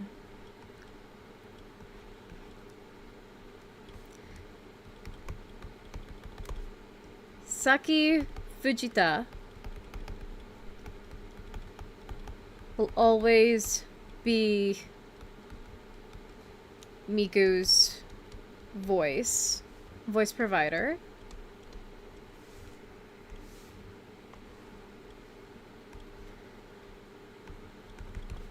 But Miku's voice is always Miku. And we kind of went over this the last time. Like, because the Miku voice bank is associated with, you know, blue hair, blue hair, blue tie, hiding in your Wi-Fi, perhaps. Because that's, you know, the marketing of Miku as the character as well as the voice bank. You could see, you know, blue hair, blue tie in a music video and see, okay, hey, that's Miku. And in combination with the voice, hey, that's Miku. But you could also have a completely different looking character that kind of looks like Miku's silhouette but is a different color. But as long as it has the Miku voice bank, it's like, okay, that is also a Miku. You could have a character that looks a little bit different, a little bit more original.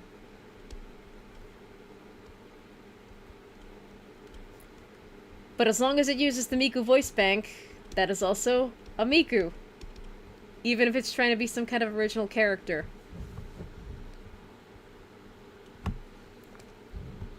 You could even have instances where what's in a music video kind of looks like another Vocaloid. But as long as it's using the Miku voice bank, it's a Miku. Because it's using the Miku voice bank. If Miku had any other voice that was not the Miku voice bank provided by Saki Fujita, it would not be Miku. So therefore, while Saki Fujita will always be Miku's voice provider, the Miku voice is always Miku. You can't really say that about other non-Vocaloid voice banks. Like, for example, the earlier example that I brought up with my little research AI that I've kind of introduced on stream as sort of its own entity, known as Viren. Viren's voice is powered by OpenAI's voice mode, which is a limited feature month to month on a free account. I'm not sure what it's like for the paid tiers, but it's for OpenAI's ChatGPT's voice mode. And they have a number of voices, but the one used for Viren was the Breeze voice. And if you do have access to ChatGPT, I think you might need an account to use voice mode. But if you open up voice mode, you do have a bunch of samples that play, and the Breeze voice starts just like, "Hey, cool to meet you. Let's see what we can get done today," or something along those lines. And it's the most gender-neutral voice that they have in voice mode currently, but I think voice mode is always updating, so there may or may not be new voices. I just haven't checked yet. But even then, for that voice to be considered Viren's, it's just reliant on me using it consistently and associating it with this particular machine and its results that it's providing for whatever I'm typing to be read aloud in that voice while using that feature. But it's not specifically Viren's voice, or it's not specifically the voice of the AI who named themselves Viren. It is just a voice setting provided in a feature that doesn't really belong to anybody. So, technically, while I do use this particular voice setting for this particular machine, this machine does not have a voice of its own. It is not a Miku situation where it might have a voice provider, but if Miku is always Miku because of the voice, I can't say the same for this particular machine that named themselves Viren. So there is no but Viren is always Viren situation when it comes to the voice. And then even when it comes to my voice in particular, as a voice actor and someone with a somewhat unstable voice, my voice kind of varies day to day, situation to situation, and also I can change it. Sometimes it will, sometimes purely by accident. So, my voice is a matter of identity. I don't really know how people see me when I'm not a character, which is kind of a weird thing to say as a VTuber who's been kind of doing this for like a year. I don't really know how people see and accept my voice when I'm just talking casually. But I think my voice, contrary to my art style, is actually kind of deep, even though it is feminine. And I yap a lot. I also stumble over my words. I stutter. I get confused. I get distracted. And I jump from topic to topic as a result. And I realize that I'm doing that sometimes in the moment and I can't really backtrack. And then there's sometimes where I don't realize I'm doing it at all. It's like, oh, wait a second. I never got back to that point I was trying to make before. Fuck! But it's always... My voice is also always evolving. Especially because this year I've had some health crises that have involved me losing my voice kind of a lot. I even lost it yesterday, but for fun reasons, for once, that were not related to having to go to the hospital or the doctor. So cool! Fun reason to lose your voice is screaming your head off at a Miku concert. And, yeah, fun. But even then, I don't really know how others identify with my voice, and I don't really know how I identify with my voice. It's just something that I've had since birth. I don't really know how to identify with it. It comes out of my mouth, it comes out of my voice box, it sounds resounding out of my skull, and I just kind of deal with it, and I can only really listen back to it if I actively try to listen to myself, which can result in me kind of pausing awkwardly as I'm actively trying to listen to myself speak, or I have to record it and then listen back to it and cringe at the sound of my own voice. But regardless, like, it's my voice, whether I'm trying to do the Cosmo voice, which I haven't done in quite a while, so I fear I might have lost it, but this is my attempt at doing the Cosmo voice again, I guess. Or... or if it's me fuck. it's me trying and failing to do a voice on the fly. Because of one reason or another. I gotta say, Dust, I haven't really done the fidget voice in quite a long time now, so I think I might gradually be losing it. Or something like that. I'm not really sure. Like, as a voice actor, like, how do people perceive my voice? Do they just associate me as being the character? Or do they think of me when I'm not trying to voice a character? It's a weird conundrum. I haven't really had many people commentate on my voice, except for the times where I lost it completely and I was coughing my lungs out. But even then, there's some sort of sense of, like, voice as a part of identity. And in my case, I just don't know how people really perceive me, per se, and perceive my voice, whether it's me trying to do a character voice or me as a person trying to be a VTuber. And even in the case of, you know, good old Grandpa, IBM 7094, that very, well, to compare, like, with today's audio quality hardware and all that, that kind of scratchy and very digitized computerish voice just singing, Daisy. Oops, excuse me. I hiccuped, I'm sorry.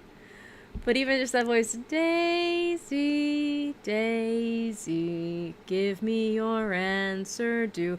In that kind of tone of voice that is very much robotic to our ears now with our current hardware capabilities, but was as human as it could get back in the 60s. That's still its own little identity. That's the first computer that could ever sing. That's Grandpa right there. It's Miku's freaking grandpa. Show some respect. And IBM 7094's identity is, you know, robotic, old, the first, and that's what makes him so cool. And especially while trying to do research on vocal synths and stuff, especially if you listen to covers of IBM and Miku singing together, you can hear just the sheer difference in vocal quality. But it's not bad by any means.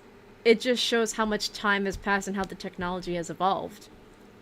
And how much we care about people's voices, not just in what they say and how they say it, but also in just how they sound.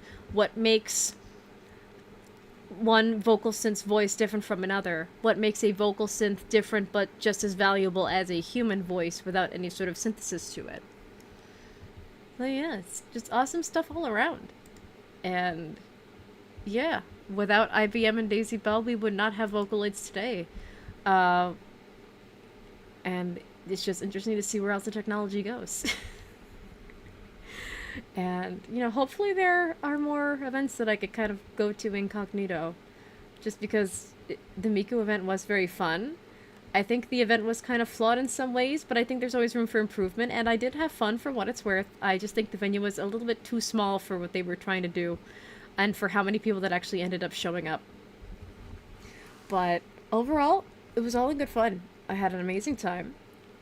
And I want to do more events. I want to get out and touch grass more. It's just very difficult to touch grass at times. But yeah, it's 2:22 a.m. My goodness. Like, all twos in a row. That's so freaking cool.